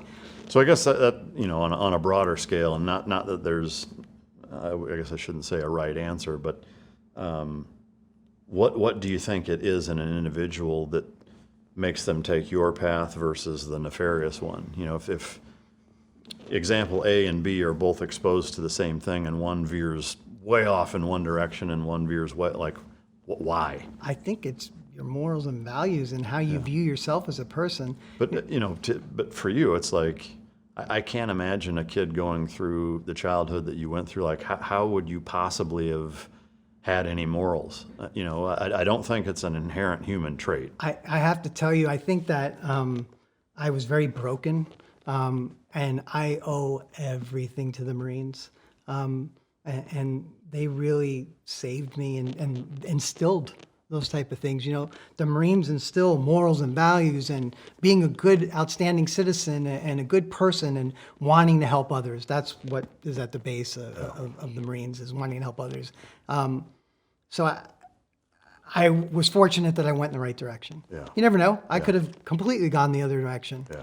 I mean, because there's a, I'd say a pseudo similarity with special operations guys, in that it's kind of that same thing. It's like, you could have gone either full-blown fucking criminal in a different way, not so much on the tech-savvy side, more on the knuckle-dragger, hitman kind of side or whatever. But it's like the fine line and only difference is one is trained and sanctioned by the U.S. government and one's not. Right. And you can even argue the legality of either side that way. But there's a component, I think, similarly to most special operations guys, that there's something different about them that they could have kind of gone either way. Yeah, you guys are crazy. Well, I don't know what it is, honestly, but maybe it's just being too fucking dumb. I have friends who are Navy SEALs and special ops, and I mean, for me to say someone's crazy, that's a pretty big thing. That's saying something. It's something. Yeah. I've lived most of my life pushing through. No matter how I felt, I showed up for our people, for our country, for the teams that count on us. But not long ago, I hit a wall. I was tossing and turning every night and dragging myself through the day, running on fumes, and you just can't lead like that. That's when I found Beam's Dream Powder. Beam is a proudly founded American company and run by people who share our values: hard work, integrity, and delivering results. It's a healthy nighttime blend packed with science-backed ingredients shown to improve sleep so that you can wake up refreshed and ready to take on the day. Beam sent me some to try out, and it flat out works. The first night I was out cold, no staring at the ceiling, no pacing at 3 a.m, no fog when I woke up. I felt sharp, clear, and ready to go. Dream is packed with all natural ingredients: reishi, magnesium, L-theanine, apigenin, and melatonin. It's designed to help you fall asleep, stay asleep, and wake up feeling amazing. And unlike other sleep aids, there's no next day grogginess, just great, restful sleep. Plus, Dream tastes incredible, and it's become part of my nightly routine. Simple, easy, and effective. So here's the deal. Beam is giving my listeners the ultimate Patriot discount of up to 40% off. You can try their best-selling Dream Powder and get up to 40% off for a limited time. Go to shopbeam.com/micdrop and use the code MicDrop at checkout. That's shopbeam.com/micdrop and use code MicDrop for up to 40% off. Sleep better, wake up stronger, and show up ready for your family, your work, and your country. Because when you're well rested, you're unstoppable. And this country needs more people like that. I just looked at my phone during our break right now, and I have a bunch of emails, and one is from a woman who's being stalked. The stories are almost identical. They go to law enforcement, and law enforcement has to do their thing, which takes time, but you're still getting stalked and harassed. So then this one woman in particular went to go file a restraining order, but she doesn't know the person's name. Yeah. She just knows their online handle. So now a judge is left with, okay, this person A is not even here. It's not even a person. It's a URL and a handle. I can't issue this protective order. There's no one here. So then they reach out to me to identify who is doing the stalking and harassing. Yeah. So in that same vein, is it possible to be undoxable? Yes. And do you run into that? I've run into it a couple times. Yeah. But then there's always other ways to find someone or get someone. But there are ways you can, make yourself undoxable online from day one. And so, I mean, and again, I want to be sensitive to the way that you go about this as to not give people an idea how to circumvent it. But are there telltale or specific things that if they do that, there's no way that they can hide their identity, i.e. if they send an email, like is there, okay, well, if it's from Proton Mail or, Good luck. yeah, I mean, like, are there ways where, like, if they do this, I can for sure get them? So even if they were to send from Proton Mail, like, good luck with a subpoena there, and any of that. Yandex is another one, good luck there. And that's a lot of where those sites, Yandex is probably the most notorious for people setting up SOC accounts that are untraceable. What was it? Yandex. Yandex? And it's Russian. Okay. So, they're not going to ever, they're going to laugh at a subpoena from the United States. So the thing is, though, you mentioned the email, and you're right. So that email comes in, and the first thing we'll do just to look is you look at the header of the email, and you can see the source and the destination information. So the source IP is blah, blah, blah, which would be Yandex. But the one thing that you would have is the actual email. So if you email them back and start a dialogue of any sort, I can tell you in my world, it's game over. Yeah. If they respond? If they respond. Yeah, again, basically. I just need one response. Yeah. Maybe we shouldn't have said that. It's fine, because there's things behind that no one would know Okay. exactly how that works. Yeah, again, like the last If thing you're I a want- super nerd, you would know exactly, Okay. but Yeah, but I won't go into specifics, but it's... Like I said, to me, there's a bit of a double-edged sword here, Sure. and that, like, you want to be able to help people protect them and their children and whatever. On the same token, the last fucking thing I want to do is divulge anything that's going to make your job harder Yeah. or make it easier for these people to continue to do shit like that. I appreciate that. Yeah, I guess, with that same thing in mind, it sounds like it's almost like the 2.0 version of Chris Hansen To Catch a Predator, but the digital online version. Yeah. Is that a good way to summarize? It is, and what's interesting about that, I have to go research it, but I heard a lot of those people that were caught on To Catch a Predator, one of the very first ones hired a very good attorney and was able to get out of it because of entrapment. That it was entrapped, that they corresponded pretending they were a young girl with this pedophile, and he showed up to the house, and once he was in the house, he was entrapped again, and he got off the hook. God, and I remember when I heard that, I'm like, that is exactly why I do what I do. I respect the judicial system and the judicial process. Obviously, I have huge respect for law enforcement. I work with them every day, but their process doesn't always work, unfortunately. My process always works because I circumvent all of that. Well, you're not bound by the same kind of legal jurisdictions I'm not. that they are, right? Yeah. Is there whether it's a gray area or a cognizance on your part that has to fall within the legal guidelines? Like, how hamstrung are you as far as that stuff goes? Or obviously less than law enforcement, but there's still limits to what you can do and not do, right? I have to be cautious to, I don't want to get my door kicked in for something that, so I always want to make sure I stay in the boundaries of the law. Yeah. But, when I do work with law enforcement, I think that sometimes they are aware what I'm doing. Mm-hmm. And they know that it's going to be a quick means to an end while they're waiting on subpoenas and trying to see if they can prosecute them, whereas I'm in and out in 2 days. Yeah. So when it comes to things that happen online, Is there like a litmus that you go through, or a checklist almost, where if somebody, comes to you at Bullyville or emails you or whatever and says, hey, I'm being sextortioned or bullied or whatever, what is kind of the gatekeeper for you? I can imagine you get thousands and thousands of them. Are there some things where it's like, yeah, it sucks, but it doesn't satisfy the requirements? Like, what are the requirements? I'm going to ask you something out of curiosity. What is your thoughts on cancel culture? I mean, I kind of don't give a fuck. Yeah. And here's why, is that, like, I've experienced it, a number of times for, Ditto. a myriad of things, whether it's something on the show or even stuff, personally or whatever. And one of the rules, the hard and fast rules that I've kind of come to is one, I generally don't read comments. The only exception is, like, if I'm checking figures on episodes, how they're doing, trending, et cetera, there's always that, first 2 or 3 comments, or the latest 2 or 3 comments. So I'm not going through it, but sometimes Might catch your eye. yeah, like I'll glance and see something or whatever.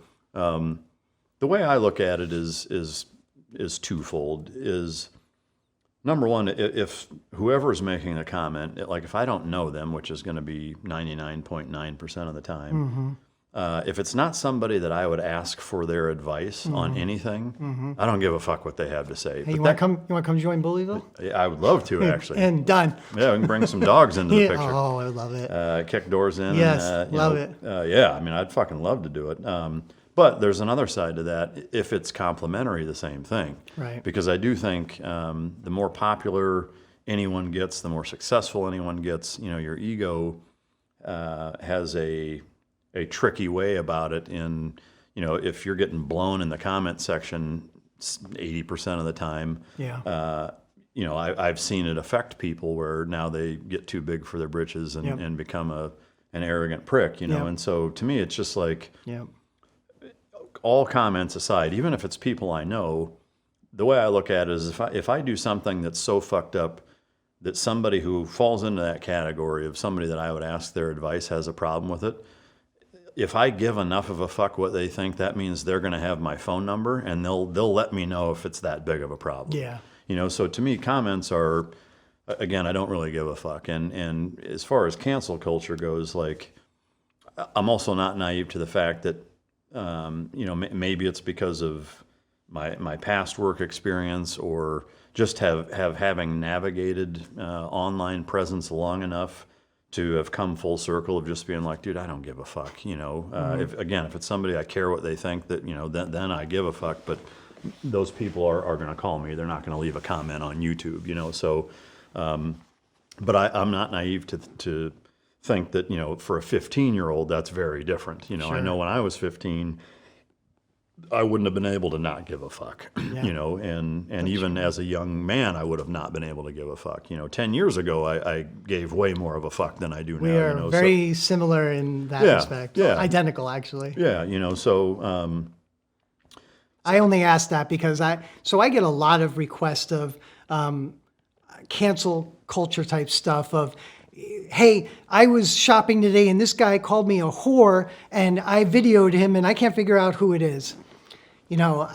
I would rather use my resource to helping kids than getting involved in all that.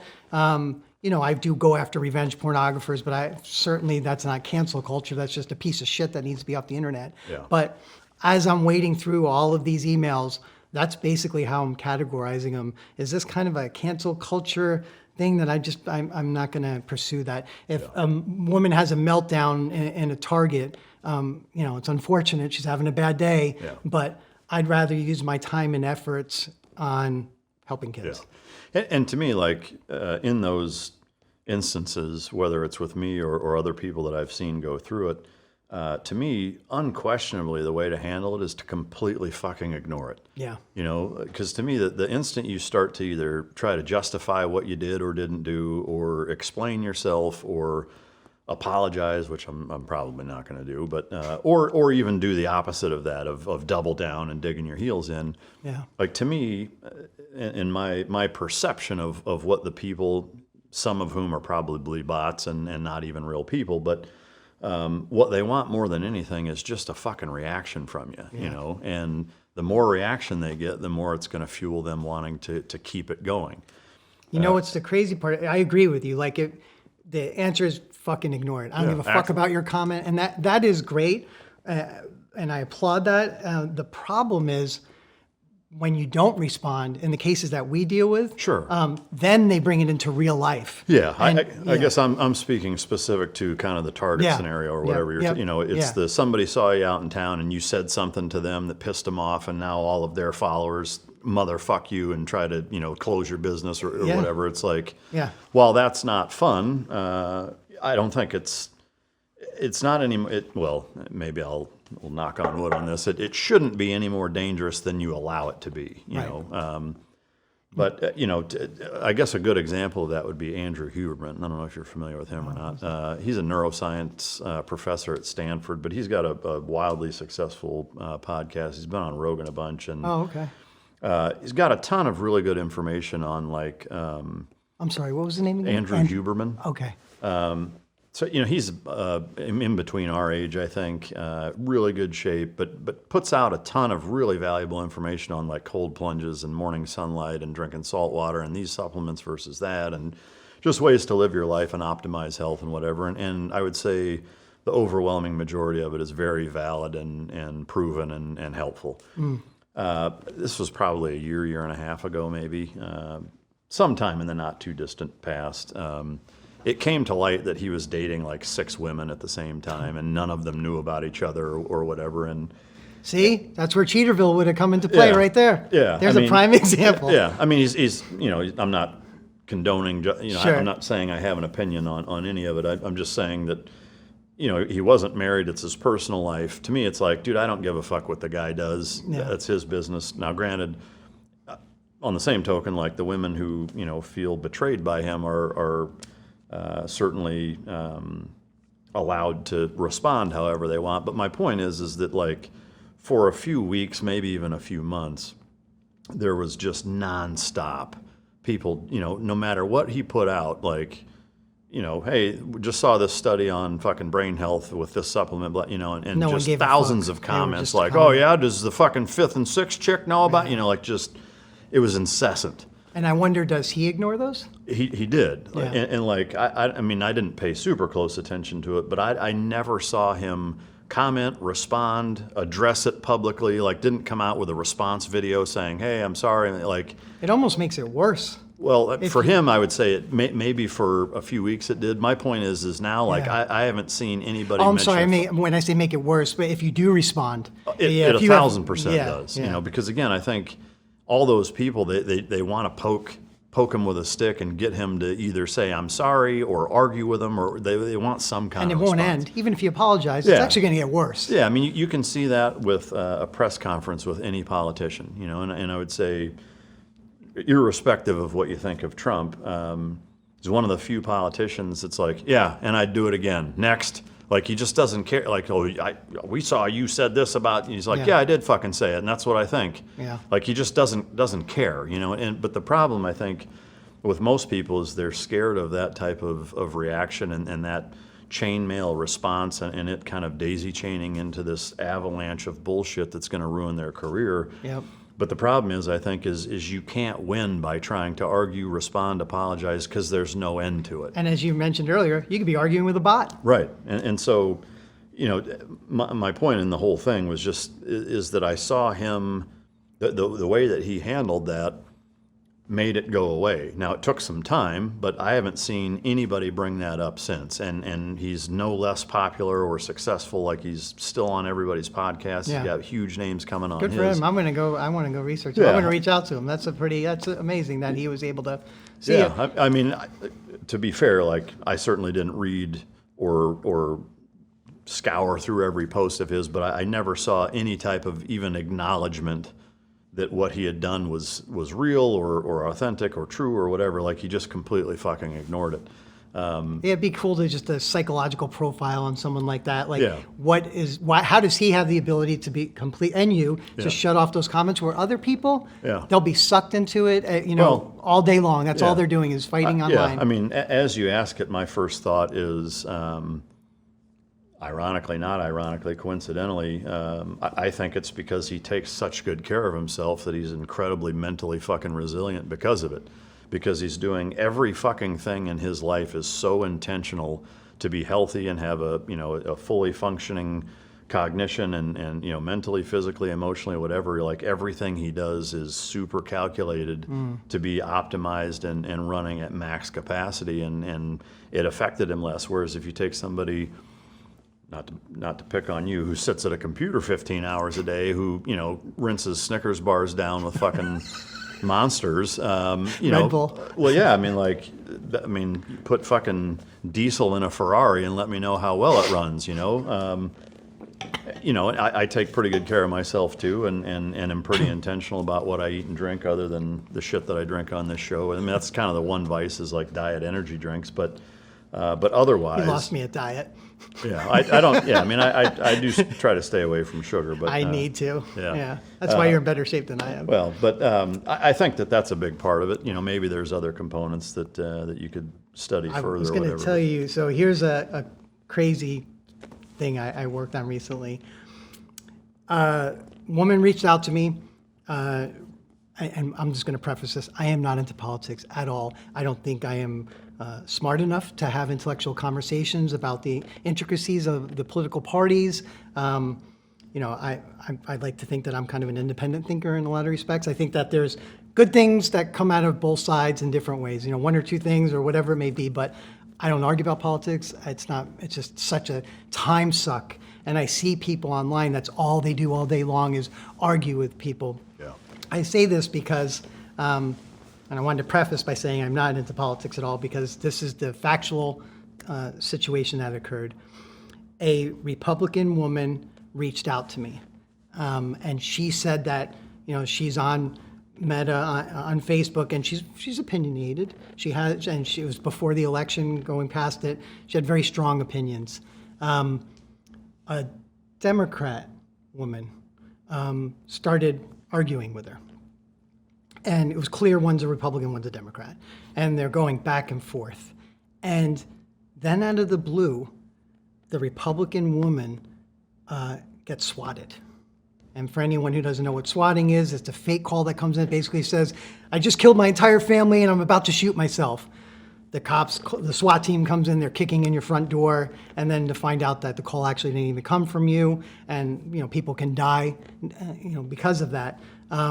Then the school was hit with a bomb threat, and then her email was hacked, and then her husband's email was hacked, and it was just one thing after another. And she was like, I don't even know what to do. I started to research it.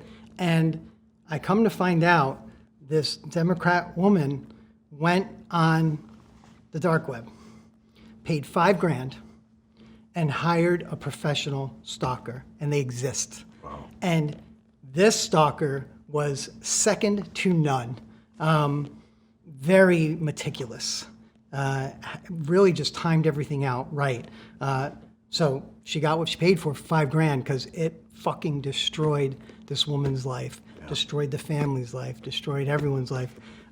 I was able to figure out not only who the woman was behind her sock account, I was able to do some research, and I live on the dark web, so figure out who that person was. So now it's in the hands of law enforcement. But there's a prime example of, as I was looking at this back and forth, I was like, holy shit, these guys are going for 10 hours a day at each other online, Trump, anti-Trump, Biden, anti-Biden, just going back and forth. And I was like, holy shit, this is insane. Yeah. And I normally wouldn't even get involved in something like that. But when you send a bomb threat to a kid's school, that's over the line. No, I agree. I mean, it's the amount of time spent and I would say wasted on political disagreements and arguments is astounding. And the emotional, I would say, incapacity for people to, the things that they go through and their thought processes with it is I think in its own right worth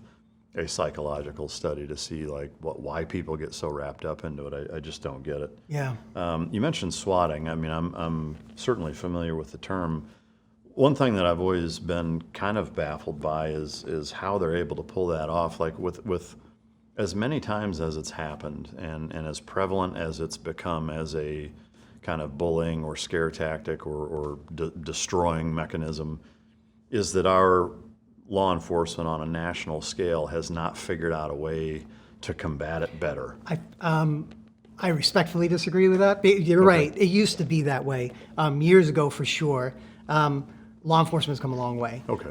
They are now able to more so identify where these are coming from. I mean, you see the FBI is arresting people all the time for swatting. That's good. And they're figuring out, if you're using a voice modulator and a throwaway Google Voice number that can't be tracked to you, whatever you're using to do that, there are ways. There's always a way to figure out who's doing something. Everybody leaves a digital footprint online. That's good. Everyone. Yeah. You just have to go find it. Yeah, because that shit is terrifying. It is terrifying. Yeah. At 2 a.m, you're fucking fast asleep, and your dogs lose their mind and run to the front door, and you're like, the fuck? And Yeah. It's like if there's 5 dudes in my house, like I know how I'm handling that. Like We had to contact our, right before Netflix came out, we contacted our local sheriff's department. I'm in Williamson County, so they don't fuck around in Williamson County. And I said, hey, we got this Netflix thing coming out, and I guarantee you someone's going to try and swat me. So I just want to give you my address and make sure you know who I am. It was when, we got there, first moved here. So, and they were aware. Yeah. So if anything came and call to me, they'd be like, all right, let's not send SWAT initially. Is that the best mechanism for people to combat it if they're at a higher level of threat? I think there's nothing wrong with introducing yourself to the local police department and say, hey, there's a chance that I've been threatened before to be swatted. I just want you to know who I am, where I live. Yeah. And, so what would be what's the follow on to that? Is like if they say, okay, yeah, I got it. So let's say then a call comes in. Are they going to say, oh, wait? They'll pull up the address and they'll see the notes that are on there of, Mr. McGibney came in on this date and he said that there was a chance he was going to be swatted because of Netflix or whatnot. And then they see the notes. So instead of sending a SWAT team to kick your door down, they're sending a car over to knock on your door and make sure everything's okay. Yeah, okay. But that may be at 2 a.m. Well, yeah, I mean, because, obviously there's the downside of if it is an actual emergency and now they, send one fucking dude over it to it. That's fair. You could have the notes, but still, absolutely. Yeah, it's like now there's that's why I love living in Texas, because if someone, not police, but if everyone always asks me well, if you're going after all these people online, are you worried that one of them is going to show up at your front door? No. Yeah. I live in Texas. I have a lot of guns. Yeah. Show up at my front door. I'm kind of curious what it's like when you blow someone's kneecap out with a shotgun. Allegedly. Yeah, allegedly. Everything's allegedly. Everything in my world's allegedly. Yeah. Revenge porn laws. Do you think that they are what they need to be at this point, or is there still room for improvement? There is room for improvement. I saw Melania Trump, they just signed a recent bill, it's a takedown, to be able to take down these images, which is great. I think, though, the problem with that, anything's good. So I'm not going to, say that it's not great that they have that in place, but it doesn't address the dark web at all. Yeah. So if you go to Google and say, I have my naked images up there, here's this new law, you need to take them down immediately, great. Google will adhere, they'll take it down immediately. But those same images, I guarantee you, live on the dark web. So all people are going to do is go grab the images and repopulate them elsewhere. Yeah. So it's a constant cat and mouse. Yeah. To really solve that problem, you have to find out who's doing it. Right. And go after them and make examples of them. Yeah. Well, and so in that realm, what is the consequence for revenge porn currently? It depends on where you are, what state you're in, but I think it could range. Here, I'll give you an example. Hunter Moore, when he was getting ready to be sentenced, I was like, this motherfucker's going to get a decade minimum for what he's done, and all these women he's destroyed, and there was allegedly 1 or 2 suicides because of it. 6 months community service. 2 years. 2 years of prison. 2 years in federal prison for what he did, and if that were to happen today, he's going to be in jail for a decade for sure. So I think it has come a long way. And I think it also depends on how prolific you are at what you're doing. Yeah. And so he didn't serve that time and went to Columbia, or he did? He served his time, and then went? Once I served him with the judgment, okay, he fled the country. Yeah, man. That makes me curious, like extradition-wise, if he had fled prior to that, would they have extradited him here and made him serve it? That's tough. You know, would you extradite someone for revenge 2-year porn? sentence? I mean, I don't know. I think it Well, really I would, depends. but- I would absolutely. But I get what you mean, like when you're looking at the scope of the entire U.S. government and what they're spending their resources are. Like, Yeah, I mean, there's murderers who are fleeing this country, you know, serial killers. Yeah. Yeah. I would love to ask you about kind of the evolution of bullying. You know, when we were kids, it was getting fucked with on the playground. I didn't even have a phone as a kid, did you? No. I used to ride my bike till it got dark. Yeah. I was gone all day. Yeah, I mean, we had one phone and it was plugged into the fucking wall and there was no caller ID. Now it's an international phenomenon, really, in that you can be, you know, our kids of subsequent generations moving forward, and even current ones, can be bullied from anywhere in the world by anyone. Yeah. What is advice that you give to parents other than what you've already shared to try to prevent that? You know, besides knowing what your kids are doing, it's just sitting down and almost identical to what you said of, you know, it's tough to tell a child not to pay attention to comments or things online. They're going to do it. But I think if you have a strong parental structure in place, you can kind of say, look, here's why you don't want to do this. Helping kids who are bullying is actually a lot harder than helping adults who are being bullied. And, you know, I had someone ask me the other day, is like, if adults, do you really say adults are getting bullied? Like, if someone is getting, you know, railed online with a bunch of comments, is that bullying an adult? Like, is that such a thing? You know, isn't it just for kids? It's an interesting question. You know, do adults get bullied? Well, for sure they do. To me, I think where I would draw the line is, you know, adults have, from a logic reason, a fully developed frontal lobe. They have a capacity to compartmentalize or differentiate exactly what we were talking about. Right. Is I have no idea who this fucking person is, so I don't care what they have to say. Yeah. Doesn't mean that everybody is capable of doing that. Yeah.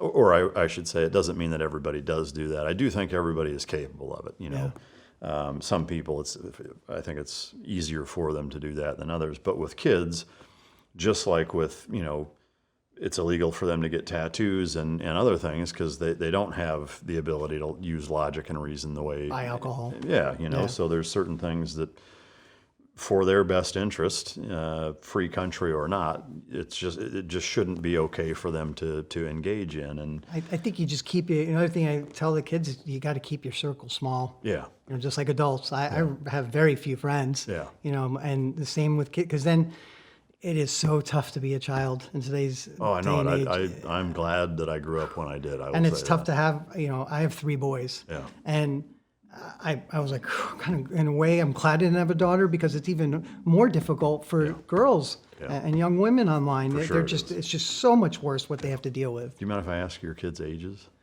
So my eldest is about to be 16, Yeah. and I'm about to turn over a vehicle to him, and then Stay off the 14 and sidewalk. 12, 16, 14, 12. Yeah. I mean, it's right at that age, you know. Yeah. So I guess with that,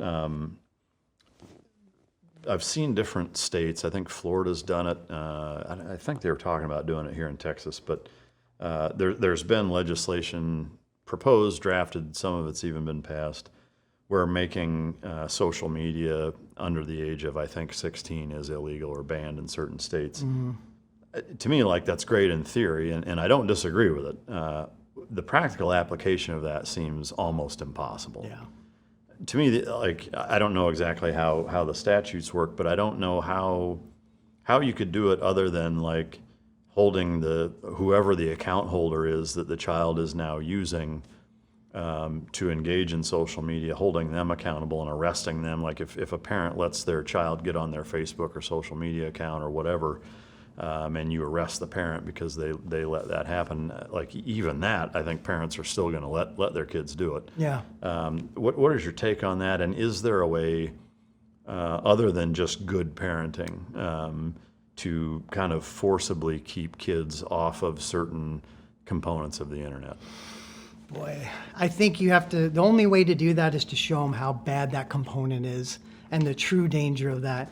Kids are smart. Yeah. I mean, No, kids they'll are, find a way. Kids I are mean, so technically astute these days. I mean, yeah, it's astounding. Like, well, I'll get a take my phone away. That's fine. I'll get a throwaway, from some 18-year-old that bought it at Walmart. Yep. And, and then I'll keep it at school, and and they're on fucking line again. And, Yep. I mean, it's like, yep. it reminds me of criminals. It's like if you would put that effort into schoolwork or athletics or both, like you'd be crushing it, Yeah. and instead you're spending all of your mental fucking bandwidth and capacity to figure out how to get online, outside the realm of consequence in the house. I mean, Well, and all their friends are online. Yeah. And they don't want to miss that. They don't want to miss chat sessions that are going. And so I guess the big question is do you think that drafting legislation and passing it where it makes it illegal to engage in social media prior to the age of 16, do you think that that's worth doing? I think that it's admirable to do that. And I think that the concept and the goal of it is spot on. I don't think it's going to work. Yeah. I mean, it might work to an extent, but like you said earlier, where there's a will, there's a way. Yeah. And these kids will absolutely figure out another way to, to get online. Yeah. You've mentioned the dark web a few times. Yeah. I'll admit I'm incredibly naive as to, I mean, I get what it is, but I have no real understanding of it. Would it make sense to, would it be dangerous to, or would you say, like, how do you get on it?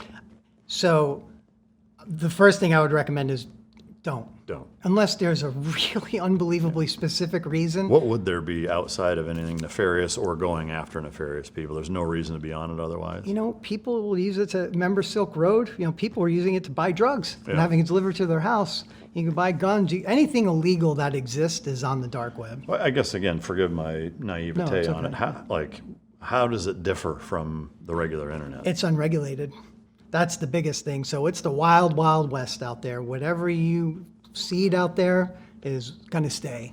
And you have to use what's called Tor, the onion router. And then you're not just typing in target.com or whatever, or bullyville.com. It's a long character string and you have to know what it is in advance. But all of the worst things happen on the dark web. There is nothing good, in my opinion, that exists on the dark web. Yeah. So the average person has no need to ever go on the dark web. And shouldn't. I go on there because that's where all these scumbags live. Yeah. And that's where I go after them, I identify them there. Is it easier to identify somebody on it? Does No, it make your job easier? It gives me some data points. So for example, there was someone who I was trying to figure out who they were, and I was having a really difficult time. I had some information about them.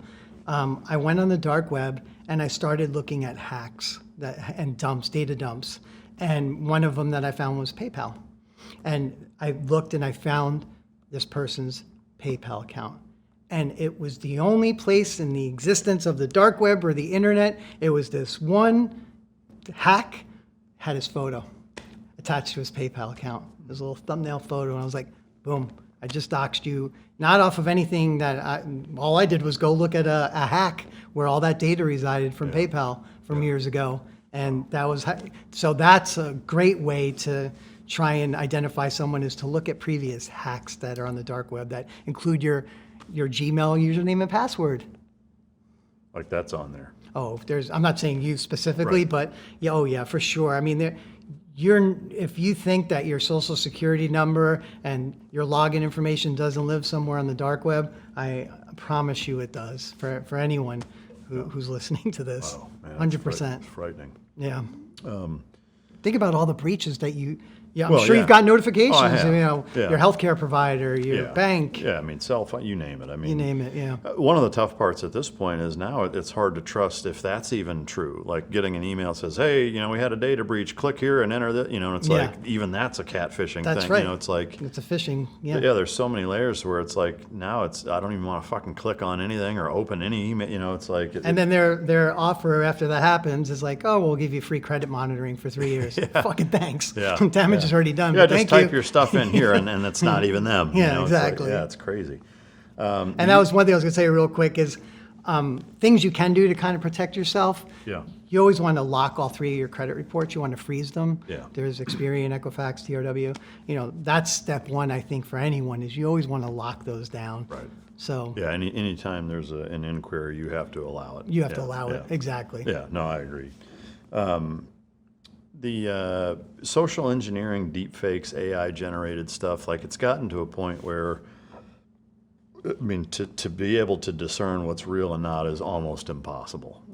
I was just on Dr. Phil not too long ago talking about that, and we showed a picture of my wife, and we had an AI image and a regular one, and the audience really couldn't figure out which one was which. Yeah. AI is that good, and you're right. I've watched videos. There's a deep fake of Tom Cruise out there, for example, and my God, if you're the average person watching that, you're like, that's Tom Cruise. Yeah. But it wasn't. It was AI, and you know, it's so prevalent now that you don't know what's real and what's not real, and it's going to get worse. I've always said, as powerful as AI is, it is going to eventually destroy our society. I really do feel that, because there's so much misinformation that is out there. Yeah. You know, and with a lot of these data models, these AI data-driven models, it's sometimes garbage in, garbage out. Yeah.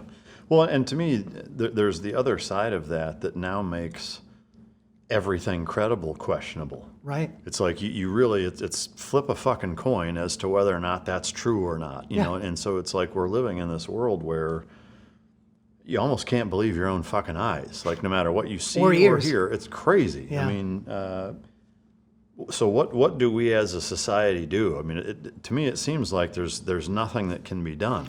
Be religious, I guess. And we've come full fucking We've circle. come full circle. Yeah. So let's talk about God for the rest of this podcast. Now, I think that you have to just do your due diligence and really dive deep. And But how? yeah, it's tough. You'd have to go do your, is this real? You know, one thing I really like about X is Grok, and I'm not giving a plug here. I mean, you know, but I am just saying, I love how when someone will post something on X, someone will comment and say, Grok, is this real or is this bullshit? Yeah. And that is the great example of AI being used for good. Right. And I do, that's one tool you can use. But so that makes me immediately think, like, not that I'm a criminal, but you put yourself in the mind of a really tech savvy, nefarious actor. Mm-hmm. There's probably a mechanism or a way to make even a fake version of Grok that does say, yes, this is real, even when it isn't. Yeah. Like you can spoof the @Grok ask, and now all of a sudden, you know, it's like, what's combating shit like that even? It's like it's never this ending. cat and mouse It's thing a cat and mouse, that and just it's never stops. It's never going to stop. Other than like bombing ourselves back to the fucking Stone Age pre-internet almost. I mean, won't happen, but yeah. Yeah. I mean, it may. I wish the internet would burn down. I really just, I mean, I almost feel like the Terminator 2 scenario of that hand being forced, almost an inevitability at some point. In that it's going to become so ridiculous to where like people just start taking steps backwards, or we as a collective society migrate away from that and I'm trying to do that with my cell phone. Yeah. I hate the fact that I am so attached to my cell phone. Agreed. I hate it. And I want to, I've tried so many times to just, Yeah. I'm only going to look at it once an hour. Yeah. Or you put a time limit and then you're like, fuck the time limit, you know. And then you realize how, then you realize how addicted you are for your digital devices. No, yeah, I mean, the studies on kids, I mean, seeing the dopamine response and brain activity with likes and comments and stuff on social media being similar to cocaine, you know, dopamine responses and whatever. And then there's the flip side of when you get likes and comments, you know, if you're a 14, 15, 16-year-old kid, that's going to make you feel good. Right. You're going to be like, wow, they like what I'm posting here. Yeah, it's like doing a line. And but then when it goes downhill is when the comments start coming in that are nasty. Right. And then you just lose that. Yeah. From where you sit, like, can you, if you go on YouTube or Instagram or X or wherever, would you say it's easier for you to be able to look at comments and profiles than it would be, say, for somebody like me to identify, that's a bot, no, that's not real? Like, do you feel like it's easier? I'm very familiar with it because I've authored code where when I'm trying to figure out who someone is, I look at the syntax of their grammar. So like, for example, one person we recently doxed, I noticed that after their last word in a sentence, after the last letter, they would have 2 spaces and then the period. And I was like, that's interesting. And then I went and looked and I saw it and I was able to stare and compare and say, okay, this is an actual person who's doing this. And then I went and looked at another one that was similar and I'm like, well, this is a bot because this sentence that they're saying is on 6 different platforms right now. Right. So you look at other platforms to see, because if a bot's on one platform, I guarantee you it's on multiple. So, I mean, that makes me think then that, you know, in trying to, and again, it's a cat and mouse scenario to a certain extent, but using AI to filter that also, like I can't imagine it would be that difficult. I mean, X does, I think X and Instagram actually, they do a pretty good job. I mean, it's not perfect by any means, but they've gotten a lot better. I can tell just from my timeline. You know, I don't know if other people might be like, you're fucking crazy for saying that. It's absolutely insanely horrible. But I just look off of metrics that I see, and the amount of bots that I used to get are gone. Well, I mean, I guess I'm asking as much as recommending is, as a guy who's intimately familiar with code, can Instagram, Meta, et cetera, would it be feasible to have some sort of AI gatekeeper? They have it. That just doesn't even allow it to be published? Oh, not that far. Yeah, they have it to an extent where they are blocking a lot of things. And they'll block, to me, like the system, the entity that is are these platforms. Yeah. Wouldn't they be able to know the instant an account is set up and it's a bot and not a real person and just fucking get rid of it? And they do. A lot. Okay. It's getting a lot better. Okay. I remember, 10 years ago, I owned like 70 sock accounts that we were using for different things when we were going after these revenge pornographers. Yeah. It's much more difficult to do that now. You've mentioned sock a few times. Again, I don't. What is that? So a sock account is just a throwaway account that I'm creating where I'm using VPN to create it. I have a throwaway phone number. I create a fake persona, and it's just not related to me in any way, shape, or form. We call them sock accounts, and they're just throwaway accounts that you use. Like if I'm trying to get a sextortionist to click on a link, you know, I'm not going to use Bullyville. I'm going to use another account that I befriended him on, my sock account, my sock puppet. Is that short for something? Or sock puppet, you know, like a sock puppet. Yeah. I was thinking cum sock. It's kind of the same thing. It's a throwaway. Why does it stand up against the wall on its own? No, it's heavily trafficked. Yeah, now that I think about it, it's weird that it's called a sock account. What the fuck is he talking about? He just added a new layer to it. There you go. Of course, that's where my mind goes. All right, I've got a few kind of, I wouldn't say random questions, but they're a little bit outside the wheelhouse of what we're talking. But because of kind of the world that you've lived in for, decades at this point, I'd love to get your take on it. Epstein. To me, there's two things. One, I don't understand why there still hasn't been shit disclosed. I don't know if it's because there's too many names on there that would cripple the fucking U.S. government. That seems the most likely, but based on I agree with you. Yeah, I mean, so based on your intel background and the world that you've lived in, most of your adult life, do you think it's possible that he wasn't an intel asset of some kind and was just a dirtbag, or do you think that there's more state-sponsored elements? I think he's a scumbag, who did horrific things to girls and young women. He had a lot of powerful friends, obviously. I mean, that's out in the public. Yeah. But you know what? Where there's smoke, there's fire. Yeah. So you lean less towards official intelligence asset. Yeah, I've heard. I've heard rumors like he was the Mossad, and or I've heard crazy things like Hillary Clinton put a hit on him. Crazy off the wall stuff. Yeah. The fact of the matter is he was in jail because he is a pedophile. Okay, I mean, so you have a much more thorough and elaborate glimpse into how these people think, how they operate online. I did some research on it when it first came out. I was just very curious about it. Like, this guy's so powerful and has so much money and has all these powerful connections. and he's a prolific pedophile. How did this stay under the radar for so long? Do you But think- then it didn't. It wasn't like it stayed under the Yeah. radar. There was girls who were bringing this out, but Well, same with the Diddy stuff, right? Oh. I mean, it's kind of the same thing. I mean, that guy, Just a I matter hope of he time. never gets out of jail. Yeah. What he did to these women is atrocious. I guess the thing I'm curious to get your take on is, do you think, and even with Diddy, but especially Epstein, do you think that there was an elite blackmail component to it? No. No. Okay. Just my personal opinion. Just based off of the research that I've done, I would say absolutely not. Yeah.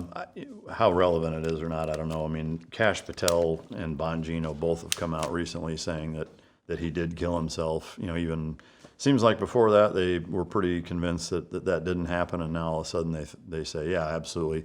Even watching their body language in interviews, specifically Kash Patel on Joe Rogan, there seemed to be a noticeable shift in how he was talking. He seemed uncomfortable, speech pattern, like all these things, body language wise, did this like fucking dynamic U-turn. What did you think of it? What was your takeaway when you were done watching him? I know what you're talking about, but what did I mean, so that was the one part of the interview that I was like, I don't fucking buy it.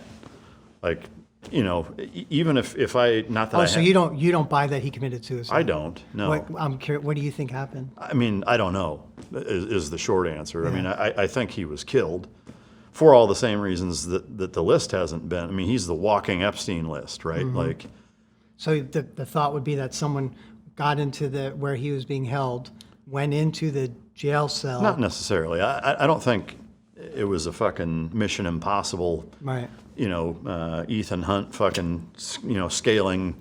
I think that there was a nefarious component. I mean, again, like, I want to be careful about saying, like, do I have any proof? No. And I'm the first guy to admit, like, for the 9/11 truther crowd that says, you know, well, this doesn't make sense, and so it had to have been an inside job.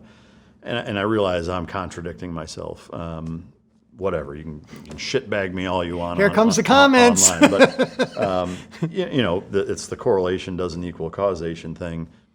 Just my gut feeling. You know, I don't have any proof. It just seems like there's more to it than that. I could be wrong. And I mean, all I know is I don't even care how it happened. I'm glad he's fucking dead. Agreed. Yeah, I agree. I would hate to have wasted taxpayer dollars Yeah. on that piece of shit to have a trial and. Yeah, agreed. And even taking up fucking space or wasting a dime on. And I'm the food, worst keeping him person to alive. ask about stuff like with pedophilia stuff. My mind is automatically Yeah. no trial, no nothing. Yeah. You should just be killed. Feet first through a wood chipper. Bye. Yeah. Yep. And that comment has gotten me in trouble in the past, but I stand by it. Yeah, same here. I mean, I've had a number of founders or high level, I guess, just people in different child sex trafficking nonprofits, and we've had a lot of these types of conversations. And similarly, like, I've always had the same take and continue. And I want to clarify, like, I could be wrong, right? I'm not saying I know definitively that he didn't kill himself and there's this huge conspiracy. No, I don't know. Do you think that Kash Patel was nervous about it or was uncomfortable about it because it wasn't the truth? Again, I don't know. Okay. You know, to me, what I do know is both him and Bongino, prior to being government employees in the positions that they're in, Well, 'cause they now have access to information they didn't have agreed. before. Yeah, agreed. And again, like, I'm not saying I have some insider intel Yeah. that says I know something that nobody else does. There just seemed to be something that just seemed off. And I would say, you know, I'm equating it to the years that I've spent in the dog industry. I love what you do with all that, Well, by I the way. appreciate it. I love it. No, I appreciate it. Very admirable. But I will say that, you know, specifically being a decoy, being the guy that gets in the bite suit, and your job is to do several things, but primarily it's to get into the dog's head, right? That's very different than getting into a human being's head. Now, there are certainly some parallels, exact parallels and similarities, but there are a lot of differences primarily. I love dogs more than people, I'll tell you that much. Primarily in body language, Yeah. right? Is that, you know, you and I, if you think about the amount of information that we've exchanged in the couple hours we've been sitting here is expansive. Yeah. How big of a role has body language, nonverbal communication played in what we've talked about? Very little, right? I mean, I've been sucking in my stomach for same fucking 3 here. hours, but Same other here. than that, Not a lot, right? Does Yeah. it play a role? Yes. one of the things I like to say, you know, to kind of highlight how good dogs are, and I promise I'm going to bring this tangent back to what's relevant, but, you know, human beings are very verbal, right? Yes, we use, you know, tone, inflection, volume, emotion, presence all play a role in what you're communicating. But we live in a world where a lot of it is through text, i.e. text message, email, et cetera. But if you were at, say, a Target parking lot and you saw a guy you'd never met. Target should give us some sponsorship money because we mentioned it like three, four times now. and maybe, Red Bull. Yeah, maybe it's an ad placement sponsor. You'll never know. We won't even get into Just for Men right now. A guy you've never met, 100 yards away, you know, he can't see you know, whatever, you're in your car. He's having the worst fucking day of his life. Like, you can tell, right? So even as verbal as we are in how we communicate, and really the only species where that's predominantly how we communicate, vice nonverbal, we can still tell when that guy's having the worst day of his life, somebody you've never met. Now imagine every animal, specifically dogs, where they don't think in a language, right? They don't speak in a language, they don't communicate in a language, not in a verbal sense. Everything is body language, which is why they are so masterful at it. So coming back to the decoy story, you know, when you have to be a decoy that can, you know, go halfway across the country and test 30 dogs in a weekend and pick a fight with them and get inside their head and try to intimidate them and see, hey, at What's their temperament? at 2 in the morning, if a 6'2", 230-pound former college linebacker kicks your door in and he's high on bath salts, is that dog going to be able to be there and fucking take a guy like that on? Like, you can't manufacture that. It has to be real. Yep. But what you do is you become very, very good at reading body language. Now, granted, dogs are a little different than people, but there's a ton of similarities. And my point is that it's made me way better at identifying nuances and very little subtle quirks and cues that most people aren't aware of, that they either do or that somebody else is doing, that you just inherently become way better at identifying. My point in bringing all of that up is that when I watched that interview, I saw a significant shift. Yes, to your point, it 100% could have been, he knows it's a hotbed topic, he knows what his opinion was then, and then now he it's saw the intel a polar once- different. yeah. It could be that simple. Who knows? That's actually what I thought when I saw him. Like, he had an opinion before. He was privy to all that confidential information and data. Once he saw it, he was like, okay. That's what I took away from it. But I'm not nearly the same body language expert you are. I'm not saying I'm even an expert at it. I'm just saying You're better at it than I am. I bet you that much. I've experienced a lot of it, and there were things about it that just seemed more than that, I guess. Now, I think what would have helped clarify that is if he would have said that. If he would have said, hey, I know what I said in the past. And I know he may have been nervous too, right? Yeah, but I mean, fuck, he's the director of the FBI. Fair. You know, it's like, if being on But a it's Joe Rogan. I don't give a fuck if Jesus came down. Back to religion. Yeah, we'll keep bringing it in. Yeah, I mean, to me, it's like, dude, you're the director of the FBI. You're on a podcast. Like, you chose to come on. You know he's going to fucking ask you about it. Yeah. And I know he did say, hey, you know, I have seen, you know, I have access to everything that you guys don't. He did mention that. In my opinion, if that's the case, like, I would have over-explained that and said, hey, I know what I said before. I know this is going to seem contradictory. I know this is going to seem like, oh, you're towing the fucking line now. I'm telling you. Like, I've seen all the stuff. But there was one thing. He was asking about the videotapes, you know, and of course there was a window of time that got erased magically, you know, which again, correlation doesn't equal causation, but that makes you scratch your fucking head. But he said the one thing I had the biggest problem with was when he said you wouldn't want to see the videos, you wouldn't see anything. Like, let us decide that. Right. Fucking release them then. Like, if there's nothing in there, what do you have to use as an excuse? I mean, because if you're saying, like, well, I don't want to waste your time, like, well, let me worry about what I fucking spend my time on. Yeah. Like, release it then. And I think that would help assuage a lot of that Do you skepticism. think they will? No. You I mean, don't I think they would have if they were going they're to. I not mean, going fuck, to, it's yeah. been how long? I mean, agree. I don't think they're going to. You know, and they've been in there long enough. It's like they released, you know, January 6th footage, every fucking angle of, you know, I mean, hundreds of hours of videotape that honestly benefited some of the narrative as to why it happened and who was behind it and what actually happened versus what was being reported. To me, like, if there's truly nothing there and and it's not going to clear anything up, again, I would just say, then why isn't it Why isn't it released? out there? You Yeah. know, to me, that seems fucking sketchy, you know, but Yeah. I agree. There is, we as a public are entitled, I think, to see some additional info, but I don't think we ever will. yeah, no, I agree. Which, And the FBI is notorious for that, though. They will keep a Yeah. lot of stuff close to the vest. no, yeah, 100%. I wonder, do you think also maybe they're working on criminal charges for some things that are tied into that, and maybe they don't want to, hurt the investigation by releasing the information, because then there's a spoliation of evidence in some ways. Yeah, I mean, to me, I would say, is that possible? Absolutely. Is it even probable? Maybe. Yeah, To me, it doesn't hurt to say that.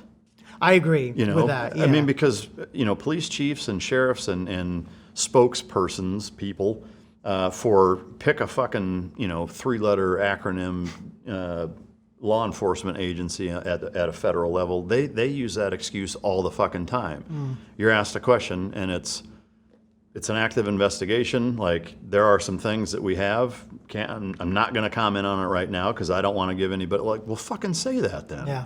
You know? And I will tell you, so I work a lot with the FBI, so I have a soft spot for some of the agents, obviously. But when I hand them something, so if I'm working on a case and I see that it's very criminal, there's a very unbelievable criminal element to what I'm dealing with, I will turn it over to the FBI, and then they will go do their thing, and I might ask, hey, what's going on? Well, I can't say right now. And I'm the one who gave them that information, but Yeah. I also understand that they can't tell me because Yeah. they don't want to ruin anything and me accidentally maybe saying something or whatnot. Yeah, I think a very simple way to handle that is just fucking say that. I agree. Yeah. To not say that makes it seem like there's more to it than that. Yeah. So Yeah. I'm just glad he's fucking dead. agreed. I mean, he's an absolute piece of shit, and to me, I want to know who the fuck was on the list. You know, and I think 99.9% of the public does. Do you think Maxwell will ever get out of prison? Who knows, man? I don't know. Crazy. Yeah, it is. She's just as bad. Yeah. I mean, I guess you couldn't argue that she's more guilty, but to me, to your point earlier, like the woman that facilitates other women, I think it's like the next level of evil. I really do. Yeah. Not to say that the guy isn't because he's a guy, but to me, any woman who facilitates, because you see that a lot in sex trafficking, finding 18, 19-year-old women who go to Target and we'll say Walmart. Go to fucking Kohl's, wherever, Yeah. and find 15-year-old girls and fucking honeypot them into the van. I mean, to me, it's like It's there's awful. a special level of hell for people that do that. Yeah. I mean, I can't wrap my mind around. So I deal with a lot of those as well. And unfortunately, what you find out is that 18 and 19-year-old girl that's trying to get these other women is forcibly having to do that because they've already been sex trafficked. And if they get enough, they're promised that they will be let go, which a lot of times actually doesn't happen. I mean, why would But they? yeah, All right, so moving on a little bit, with the Doge stuff, there was a lot of concern on some people's parts with Musk and the Doge team kind of having access to a lot of people's information And what did he actually grab? Do Yeah, we yeah, even what did know he- how much data he has right now? I mean, yeah, who knows?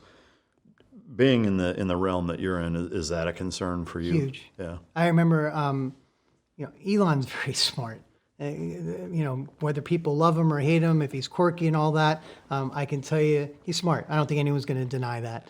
And when I heard that his team went in and grabbed a bunch of data, what data? Who was checking what he was grabbing? What servers did that data go to? Is someone who's not in the government who grabbed that data, did they grab my social security number? Did they grab your social security number? What do they have of ours? I have no fucking idea. Yeah. Well, so, having access to IRS data, to, all these government databases that have everything on you, do you think it's dangerous to give if you want to call him an unelected tech titan. Yes. That you think it's dangerous to I think allow? it's dangerous and it's reckless. And I'm not saying it's reckless because Elon's going to go do a bunch of shit with it. I'm not saying that at all. But it wasn't Elon who was grabbing this data. It was his people that were working with him in Doge who were grabbing that data. Yeah. Who was checking where that data was going? You know, I heard stories and like kids that were part of Doge that were responsible for grabbing this data, like young 18, 19-year-old kids that were working for him that are grabbing this data. Where's it going? Is it going on their hard drive at home? Yeah. Well, I agree. There is an element of it being frightening. I'm going to throw a devil's advocate question at you, though, is that... And I was born on Halloween, you know, so I'm probably going to hell anyways. You need to get the fuck out. This shit's over. So the devil's advocate argument is our government isn't particularly trustworthy to begin with in a lot of ways. They've shown time and time again that whether it's through incompetence or intentional nefarious nature that... I mean, the government's the one who gave him the keys to get the data. Yeah, it's like, think of all of the people, right, that already had access to that and the hiring process to get them in and what the background checks and who's doing the background. You know, it's like there comes a certain point where it's like, you know, there's a level of inherent trust that you either have or you don't, and you either care if somebody has all that stuff or you don't. Or I mean, at this point, it feels like kind of what we were talking about earlier. I mean, just in cyber attacks and security breaches over the last 10 years. Did he grab anything that's already not on the dark web anyways? Yeah, that fucking China already doesn't have 9 copies of. Probably Agreed. Not. Yeah. You know. I agree, 100%. So yeah, it doesn't matter. Yeah. What did he grab something that really is irrelevant because it's already in 10 different places? Yeah, I mean, like, you think about all the other people that had access, and it's like, well, they were government employees, you know? It's like, okay, well, there's a bunch of shitbags that are government employees, you know? I mean, for that matter, half the fucking Epstein list is probably government employees, which is why it hasn't been released. You know, so, yeah, I mean, I can certainly see both sides, and while I can understand a concern for just being like, hey, you know, I also think that, you know, when you look at how fucking corrupt the government already is with, you know, the whole nonprofit loophole of people from the House of Representatives all the way up of, you know, my sister started a nonprofit and we raised $400 our first year and we got $2.6 billion from the government the subsequent year. You know, and that's like on both sides of the aisle all over the place. And that's one example of fleecing pockets and fucking the taxpayer over. I mean,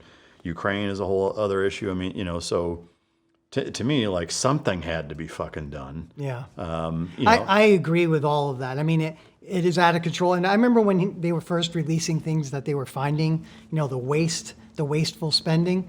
I was like, that's awesome. I wish someone else was doing that in the government. It's unfortunate that we had to bring someone who's not a government employee to come in and find all of this stuff. But then it also scared me of the data that they grabbed. But then on the Traverse side, I think he has top secret clearance. He has to for working with the NASA project. I'm sure, yeah. So, you know, I pray that that data is safe, secure, and encrypted somewhere. Yeah.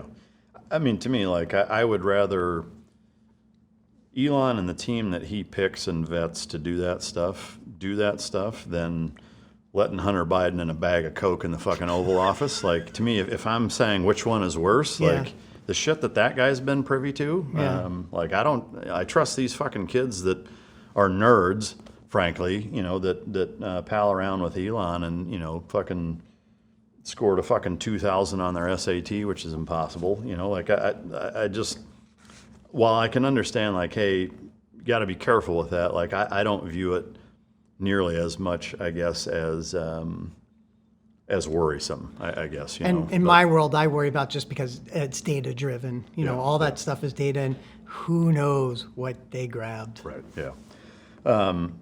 What else have you done or been a part of that we haven't talked about in kind of the entirety of, you know, combating online bullying, sextortion, et cetera? Are there any other projects or things that you've been a part of that we haven't discussed? Not really. I mean, I'm an open book. Everything that we've discussed is Bullyville. It's full time. You know, going after bad people. I think that is what is scary is people are for hire. Stalkers are for hire. Yeah. And that was something I actually really never even thought of until I came across it. It's becoming quite a booming industry to hire someone to stalk the shit out of someone else. So you're not even a part of it at that point. So you're trying to have the clean hands, and it's becoming extremely prevalent. Yeah. But even, I mean, it sounds like even when that happens, though, there's always a trail back to whoever hired them originally, right? Yeah, if you have the right person to go and look for it. Right. Yeah. That's the key. But, and that's, people are getting smarter about how they're stalking other people online. Right. Like, I'm not going to do it directly to you. If I just pay someone to do it, and I can, Bitcoin, however I can make sure that I'm completely clean. Because once you hit, Bitcoin crypto world, that's the ultimate money laundering scenario. Well, yeah, so since you brought it up, what is your take on crypto from a broad spectrum, good idea, bad idea, supporter Good idea. of it? Obviously, just like with everything, there are negatives to it. I guess, have you seen that being a big component in the stuff that you deal with day to day? So I have a friend who lost about $1.4 million in the crypto world. And what happened was she got catfished. Someone said there was a great gold opportunity for her, and he befriended her for months. She ended up basically giving this guy $1.4 million, and the FBI is involved, and they're trying to figure it out, but it's not the easiest thing to figure out where Bitcoin's going to. Like, it's always trackable. There's always ways, but it's washed so many times that she asked me, will I ever get my money back? And I was like, no, So I don't think so.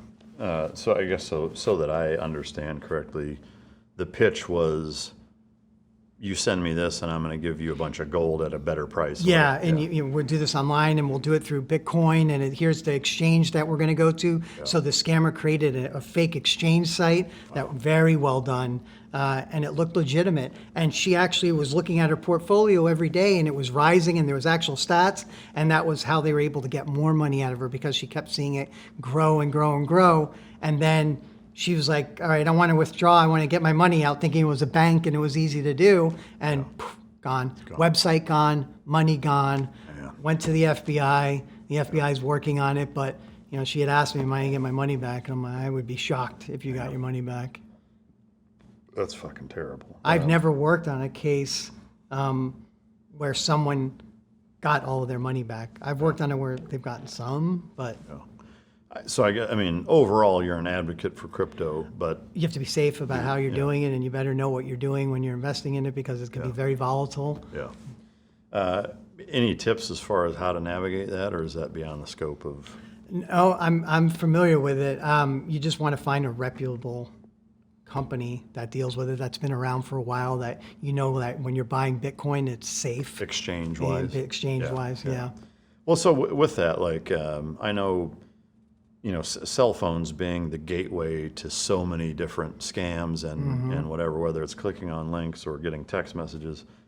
It's one thing where now at this point, like, your cell phone number is almost like your social security number. Most people keep the first one that they ever got, and that's what everything's registered on, but then it gets to a point where you start getting spammed with, stuff like that, where it's like, some random fucking number, right? And it's like, your Coinbase fucking password reset has been approved. Click here, and it's like, obviously you can tell that that's bullshit, but I'm sure plenty of people fall for that. They do. Absolutely. Happens all the time. Do you know how people get cell phone numbers that easily? Dark web. So there was a hack for Verizon a while back. I'm very familiar with it. Verizon was hacked, and all of the cell phone numbers, like a good chunk of them, ended up on the dark web. Where it would say this person and this is their number. It's legitimate. It is authentic, because you can see if you know hacking, and you can follow it and say, yep, that's an actual person, and yep, that is their number. And then what the hackers will do that are responsible for this is they will sell it. So it'll be resold like 10 times, on the dark web. But the number's legitimate. Everything's legitimate. So then you can, if you have someone's phone number and you're good at, like, say, SIM swapping, things like that, you can have that two-step authentication come to the phone that you set up with that person's number.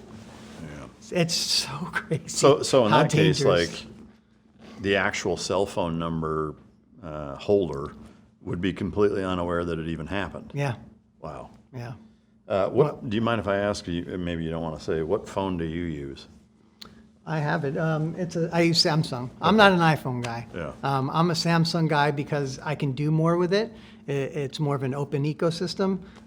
So iPhones are very difficult to hack. FYI, same with a Samsung or any device. But I'm not against the iPhone. I just prefer Samsung. Would you say iPhone versus Android, that iPhone is a safer platform to use? Sure. I'm real hesitant to say it. I am a Samsung Android fanboy, but because you can do more with an Android, it's not going to be obviously as secure as your iPhone. Yeah.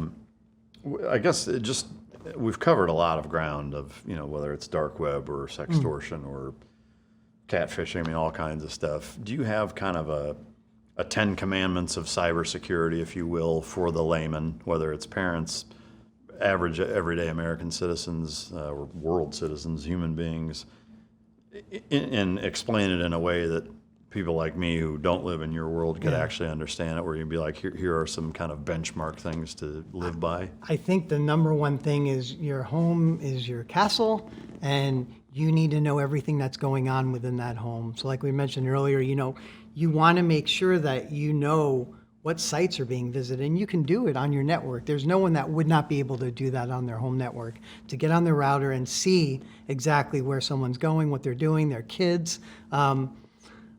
Always make sure your accounts are locked. That's a big one, even for parents. So I see parents will tell their kids to keep their accounts locked, which is great.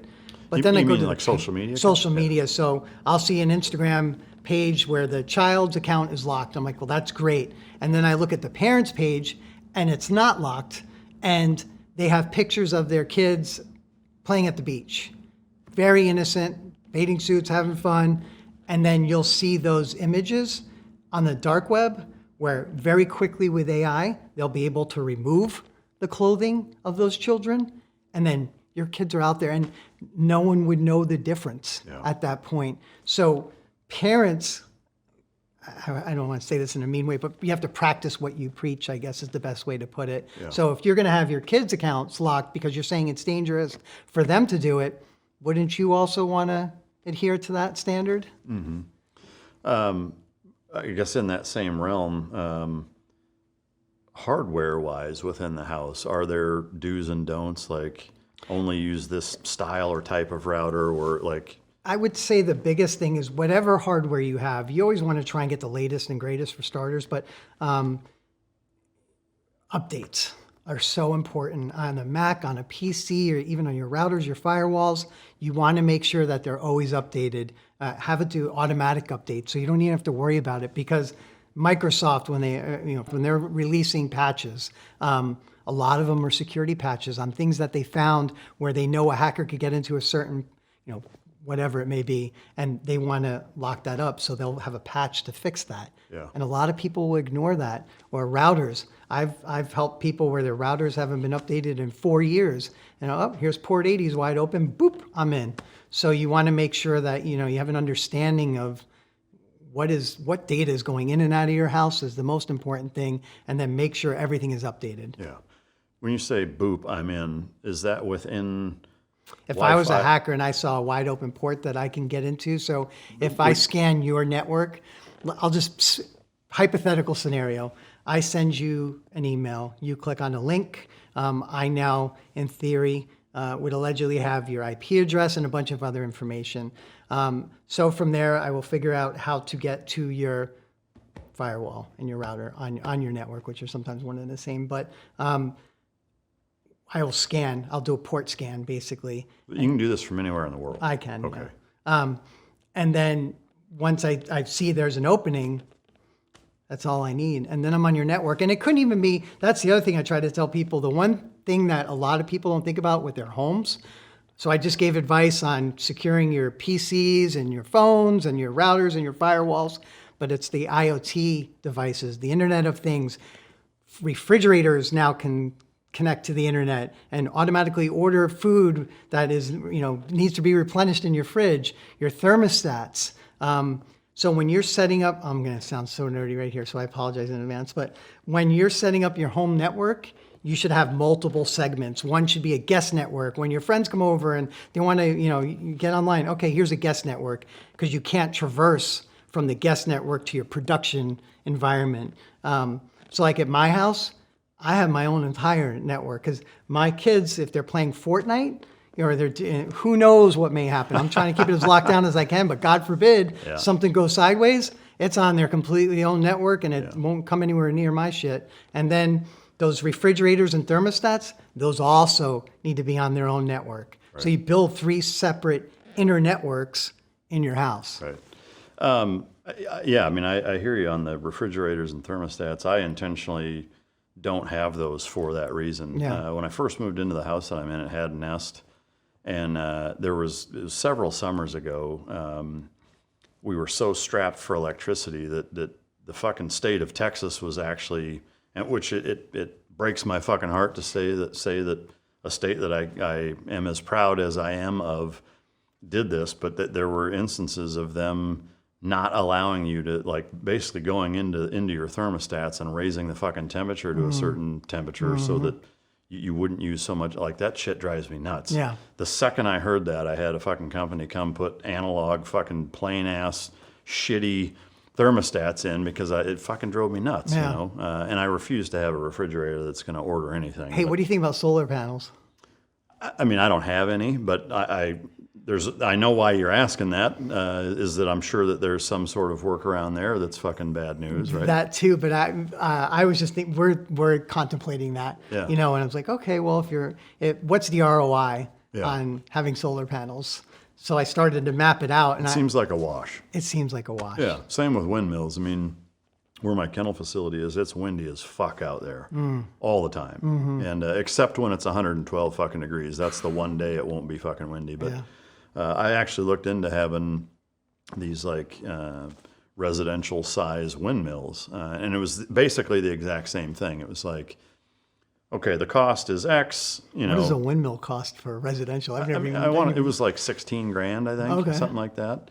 And like when I did the math, it was like the life expectancy on it is about 20 years. And when I looked at the cost and what my power, it was like, it's about 20 years. It was like, it's a wash. yeah, it's a fucking wash. I mean, Yeah. it seems the same thing with solar. The only thing I would say where irrespective of cost is that in the event of catastrophic, Exactly.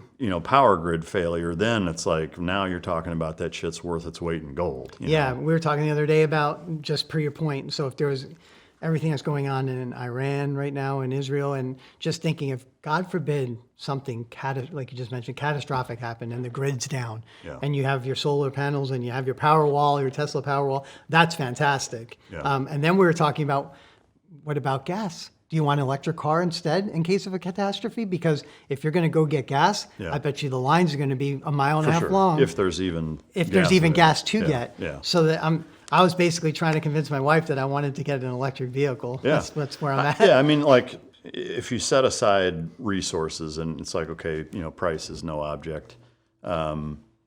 To me, it would make sense to have as many solar panels as you can fit on your fucking house Yeah. with a completely self-contained power wall. Yeah.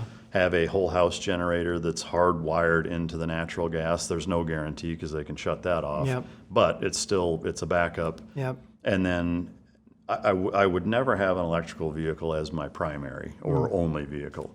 But to me, in that same scenario, like having just a cheap, Tesla, Model 3 or Model Y or something, base model that you just have as like an errand car or a daily driver or whatever, that has the house charger that again you can run off the power wall in the event of something like that happen.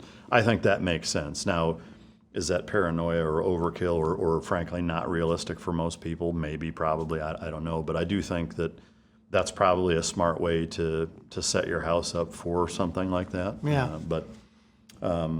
It's a good idea. I think we may do it. We'll see. Yeah. I certainly don't see a problem with it. That's where I guess it's not a wash, because it's a wash from a financial standpoint, but the peace of mind of, God forbid, something happening is Yeah, I think invaluable. whole house generators are kind of the same. Yeah. When you were talking about setting up, a separate network for everything, it did make me think, like, understandably, like somebody like you, yeah, it makes tons of sense, and like you're going to do all of that.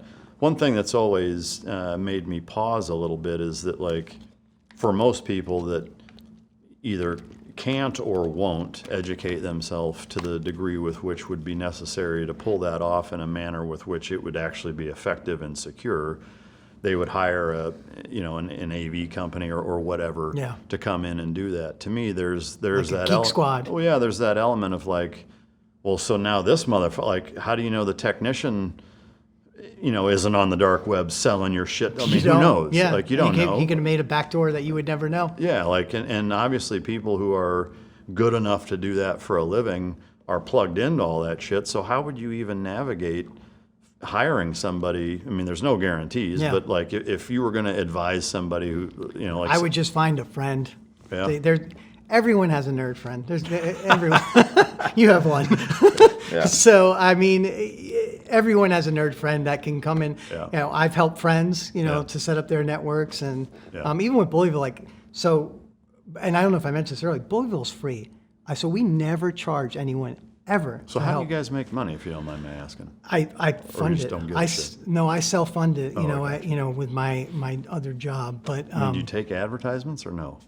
I haven't. Yeah. No, I've been asked in the past. We may moving forward. A good example, been verified. So people come to Bullyville and they're trying to figure out, how do I identify someone? And then we're thinking about maybe having a been verified ad there where they can just go there. I don't know if you know what been verified is. I don't. But... So been verified is if you go there. So besides Target, been verified, we have quite a list here. Walmart. Tesla. You go to binverified.com and this is how scary the web can be. You can put in someone's first name and last name, and if you know the city and state, instant docs. You completely have all of their information, including their criminal history if there's any. It's very detailed, what cars they drive, what cars they've owned. But that's very useful when you're trying to identify a very bad person. Yeah. Obviously, there's another side to that where somebody who just wants to find out where somebody lives. I mean, I guess You can use it for nefarious reasons. Yeah, like there's this overlap of like, Yep. oh, it's great to find people that are doing shitbag things, but it's also great for shitbags to find out people that they want to stalk where they live. Yep, welcome to the internet, right? Yeah. I mean, there's nothing that is just wholesome out And there there's no anymore. way to protect yourself from that. Been verified. You can request to be opted out. Yeah. You can, and that's not just been verified. There are so many data aggregators out there that have your information, but if you contact them, you can have your information removed from those. Is there a service that does that, like that does all of them for you, kind of thing? I don't know if LifeLock does it. I have to check into that, so I'm not 100% sure, but Now we're sponsored by them. yeah, our sponsor list is a mile and a half long at this point. Experian, fucking, you name it. What haven't I asked you that I should have? I was going to ask you, I'm just curious, do you feel that your military experience, did it change you at all? Did it change you for the better? For sure. For sure. Yeah. And how? I would say especially because I think we were in similar age periods from 18 to 30. Yeah. I was talking about my childhood being a polar opposite from yours. My parents did a phenomenal, I would say, masterful job at laying an incredible foundation. And I think the military finished that because, at 18, you're still a fucking kid, and to be able to spend from 18 to 30 in an environment where you're surrounded by, some of the best fucking men the world has to offer, in my opinion. Of course, I'm biased, but, the looking back on it and thinking of it truly what it was, which is an apprenticeship on how to be a man and how to grow up, and same that the Marine Corps did for you is, teaching you how to be responsible and accountable and responsible and just taking care of shit and how to prioritize what needs to be done versus what you want to do and really kind of beating it into you, not in a negative way, but just conditioning you to do things a certain way. I hope my kids describe their childhood the way you just described yours. With that's your parents. That's the ultimate compliment. Yeah, agreed. I can say that there's no way that I lived up to their standard as a parent. No way I did, you know, and that's certainly not a fault on them, you know, and maybe the one negative I would say that I took away from the military is kind of the almost Machiavellian approach to some things, or making concessions for the, if you want to call it the greater good, and I don't mean good and bad in a context, I mean in the outcome. You know, of saying, well, this is what I want, this is where I want to be, so I'm going to do this to get to that point. I think that there can be a fine line, and we can talk ourselves into making compromises or concessions or doing things that that you know probably aren't the best fucking course of action, but you're almost looking at it, you know, no different than some of the areas you may navigate of saying like, well, what this is going to do is going to be negative for some people or this person, but it's going to be worth it because this is going to be the outcome. Or, you know, I think that that's always a struggle when you're in a decision-making process where a number of people are involved. But I would say that overwhelmingly, you know, it taught me just how to do things a certain way and how to be and how to act and how to delay self-gratification to get a goal achieved or a task accomplished that takes an abnormal amount of discipline to achieve, because that's kind of what it is, you know. Certainly not perfect. You know, the military has its flaws. Again, you're surrounded by guys who could have gone either way, so there's some fucking gray area there. And you know, to be frank or real, I mean, some of the things that we did overseas, looking back on it, you could argue they weren't the right fucking things, you know. Now, granted, that was our mission, and it's us or them. Like, our government's putting in a position where somebody's going to fucking die. I'd rather it be them than us, you know. We can debate and argue whether or not the government made the right choice till we're blue in the face, but the reality for us on the ground is you're there and fucking somebody's shooting at you, and you're either coming home or they are, you know. And so it's hard to sometimes, I think, internally reconcile that decision-making process, because there tends to not be one. It's more of a survival thing of saying like, okay, well, I didn't make the political or geopolitical foreign policy decision for us to take this action as a collective society militarily, but our government did, and we the people elected them, and so we're entrusting our future and our lives basically in their hands to make the decisions to send us where they send us. And you can choose to go or not, but I volunteered to go, and we're here now, and so it kind of doesn't matter at that point, you know. So, you know, there's a lot of gray area that you could probably extrapolate from that. But I hear at least once a day, I'm just curious what you think, I hear the phrase, this country's fucked. I don't think so, no. It has its problems. Yeah. You know, I remember seeing, I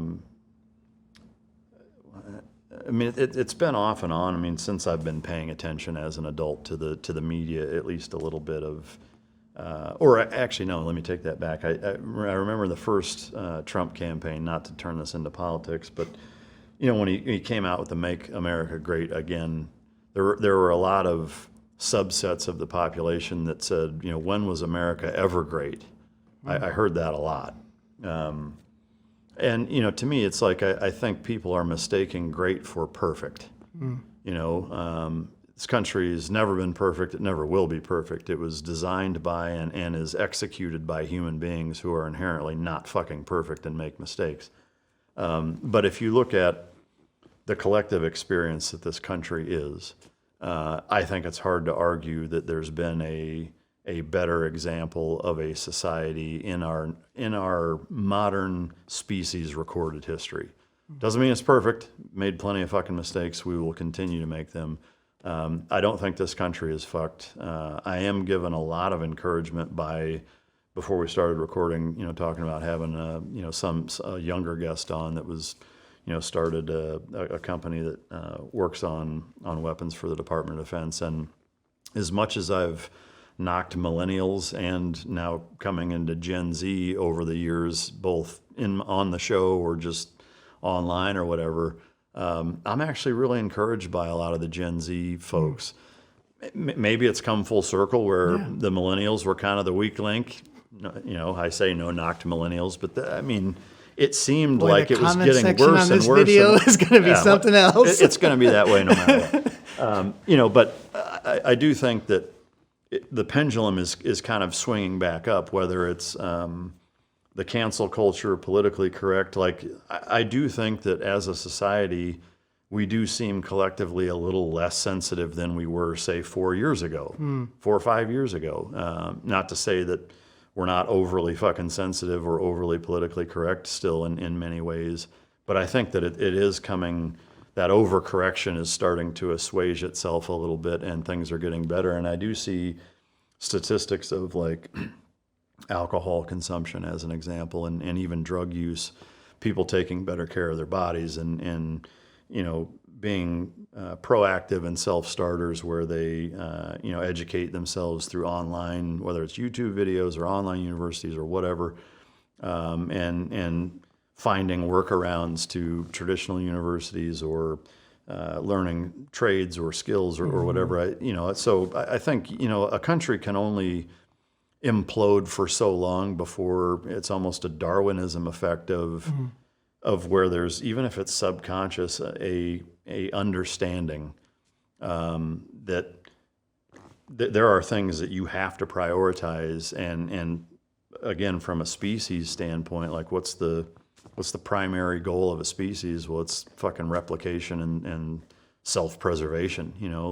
I think you can only hide behind and go down these overcorrection paths for so long before everybody kind of realizes, like, dude, the writing's on the wall. If we don't start fucking fixing some of these things, like, we're not going to fucking exist anymore. And I think self-preservation is, from a genetic code standpoint, inherent enough in everyone that they wouldn't allow that to happen. That's the silver, or the glass half full aspect of me looking at it. But I don't think our country's fucked.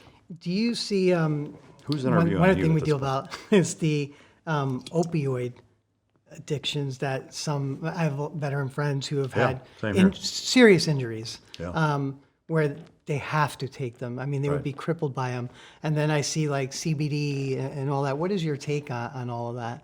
Well, I think, agreed. I've seen plenty of guys who have ruined their lives, from addiction, whether it's opioids or alcohol or, pick something. I wish I could fix that too. I wish there was a way to pull them out of that hellhole that they're in. Yeah, I've seen a lot of really encouraging success stories with ibogaine and the Mexico trips, of going through that whole process. I've seen a lot of guys completely change their lives from opioid addiction to, any type of substance abuse, to domestic violence, to depression, PTSD, all kinds of really positive benefits. I don't think it's a cure-all and an end-all kind of thing, but I do think that there's a lot of encouraging data and positive consequence from that. I do think a lot of the natural healing is a good step in the right direction. Similarly, I don't think it's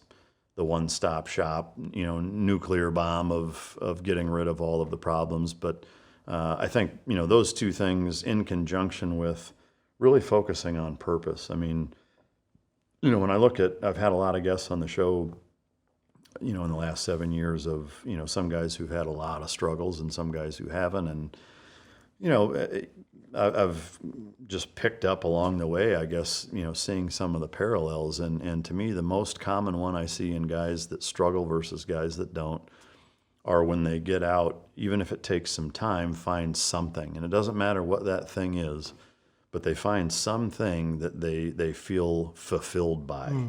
That's the number one thing that I've seen. Again, it's obviously... a little bit, or not a little bit, it's completely subjective. It's my experience.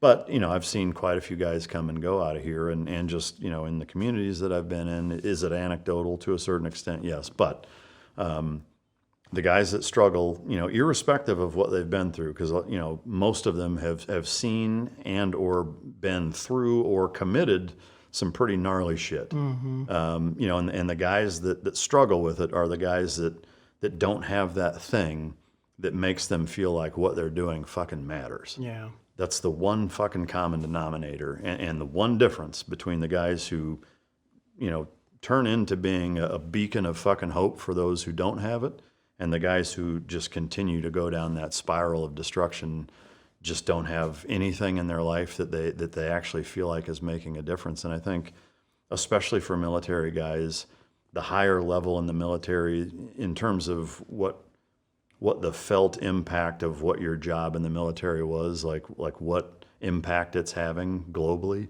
the higher that level is, the harder it is to get out and not have that as your identity. And so it has to be replaced with something. I don't think it's as much about adrenaline and danger and pushing the envelope and whatever. I think there's a component to that. But I think the biggest thing, and I think for any human being, what do they want? What's the age-old, oldest question in the world is, what's the meaning of life? I think it's purpose. Yeah. And I think if you don't have that, no matter what you've been through or not, you're going to be far more miserable than somebody who does have it. Yeah, someone had asked me recently, what was the worst experience of the military? The gas chamber. Yeah. Yeah. It's not fun. No, it's not fun. It's a good way to clear out your sinuses immediately. I had a snot that went all the way down to my... Sudafed? No, we're going to throw you in the gas chamber. You know what's I couldn't believe this was legal. So while we were in there, we had to take our masks off and exercise. Yeah. I was like, the things that happen in boot camp, I had heard, I need to check into this, but apparently in Marine Corps boot camp now, I really don't know if this is true. I hope it's not true. They have stress cards. Yeah, I'm sure it is. Stress cards. Yeah. If you're stressed, you lift. If I had that, I would have just taped it to my head for the 4 months I was there. A stress card. Yeah, well, I know in the Navy, this has been years ago that I remember hearing about stress cards, and maybe it was called like a training timeout. Like anytime you're feeling unsafe or whatever, like you give the fucking timeout thing. Yeah. It's like, that doesn't even happen in real life. Yeah, like no, how are we doing that in boot camp? Yeah, it's, again, I think that's an overcorrection that. The road to hell's paved with good intentions. I think that's the circular nature of society. The good men create, good time, or strong men create good times. That whole fucking thing that it's like a hamster wheel that just, kind of evolves and comes back around. Do you go to the range still a lot? Not a lot. No.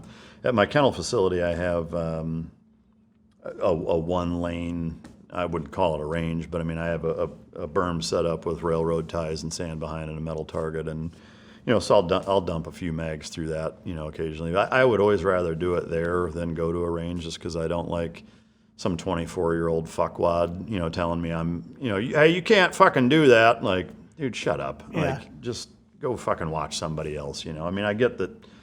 You got to have people there for safety, whatever. It's just, so for me, it's like I don't want to deal with that, so I like shooting on my own property. But I don't shoot a ton.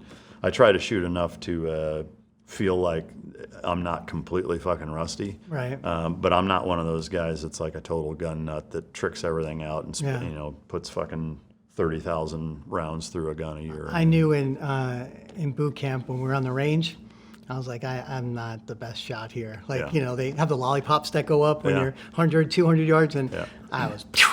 I was like, what the fuck is going on? Are you shooting blanks? What the fuck? Yeah. You know what? I need to go in cybersecurity, I think. Yeah, you got to know your strengths and weaknesses. Yeah.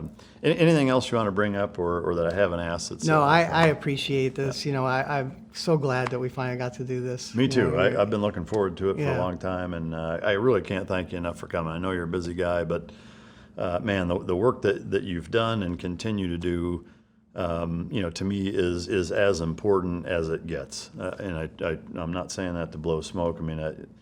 The lives that you change and help protect, and I think the balance that you and the organization that you've put together and the projects that you've done over the years, are one of the few things that frankly stand between your average everyday citizen who's generally pretty naive to the danger that lurks out there and how close they are to it, and that actual danger, and to me, no different than cops or firefighters or military personnel. You're one of those people that that is holding the line, that stands between those two. And I applaud you for it. I thank you for it. And I will say that it's truly inspiring to see all the things you're doing. Thank you, brother. Yeah. Semper Fi, man. Yeah, amen. I appreciate you. I do have some swag. Oh, thank you, sir. Look at this. I was looking at that is very impressive. Yeah, well, I mean, that's another kind of cool benefit to the show is, having a lot of guests on with really, really cool backgrounds, and a lot of them will bring coins. And so, yeah, actually, you can't see it in the dark probably, but there's a bigger coin holder over in the corner there that trying to decide if I want to put it right here. Yes, because I didn't even know it was there. Yeah, well, the problem is taking the picture afterwards. I like to do it with the emblem and the coins. The problem is that if it's there, these lights get in the way. I don't know how to I'm going to read this book. So next time you ask me what was the last book you read, I'm going to say your fucking book. All right, amen. How is it doing? Is it a massive hit? And you're a bestseller. Well, yeah. So the latest book, Unfuck America, I self-published. So not having the, I would say the weight of a Macmillan, Penguin, et cetera. Putting it on in the entryway at Barnes & Noble and having a week of interviews at Sirius and Fox and Friends and whatever in New York, the week that it launches. Obviously, like, you don't get that with, self-publishing a book. And so, I mean, it's still honestly sold better than I expected it to. I didn't really have a ton of expectations for that reason, but the nature of the book is such that going with any big publishing house, it's going to be so edited to where it wouldn't really be worth doing. So it's just kind of the nature of the beast. I was approached to write a book, and I said I would only do it if it could be a pop-up book. It's just me popping up like this, and then I pop back down. I think it would sell. I think it would sell. That's literally one page, if it's that. If a book with all blank pages that says, and the title's like, every good idea that the Democrats have ever come up with, and there's nothing in it. I mean, if that can be a bestseller, then I think a pop-up book. Is that a bestseller? Yeah, I mean, I didn't even know that. There's been like, I mean, I don't know how many. There's been a number of books that way that have some title like that on both sides. Yeah. It's like, Yeah. Whatever good policies that so-and-so or this party or that side or whatever came up with absolutely nothing on any page. That just for shock value and coffee table, conversation starter.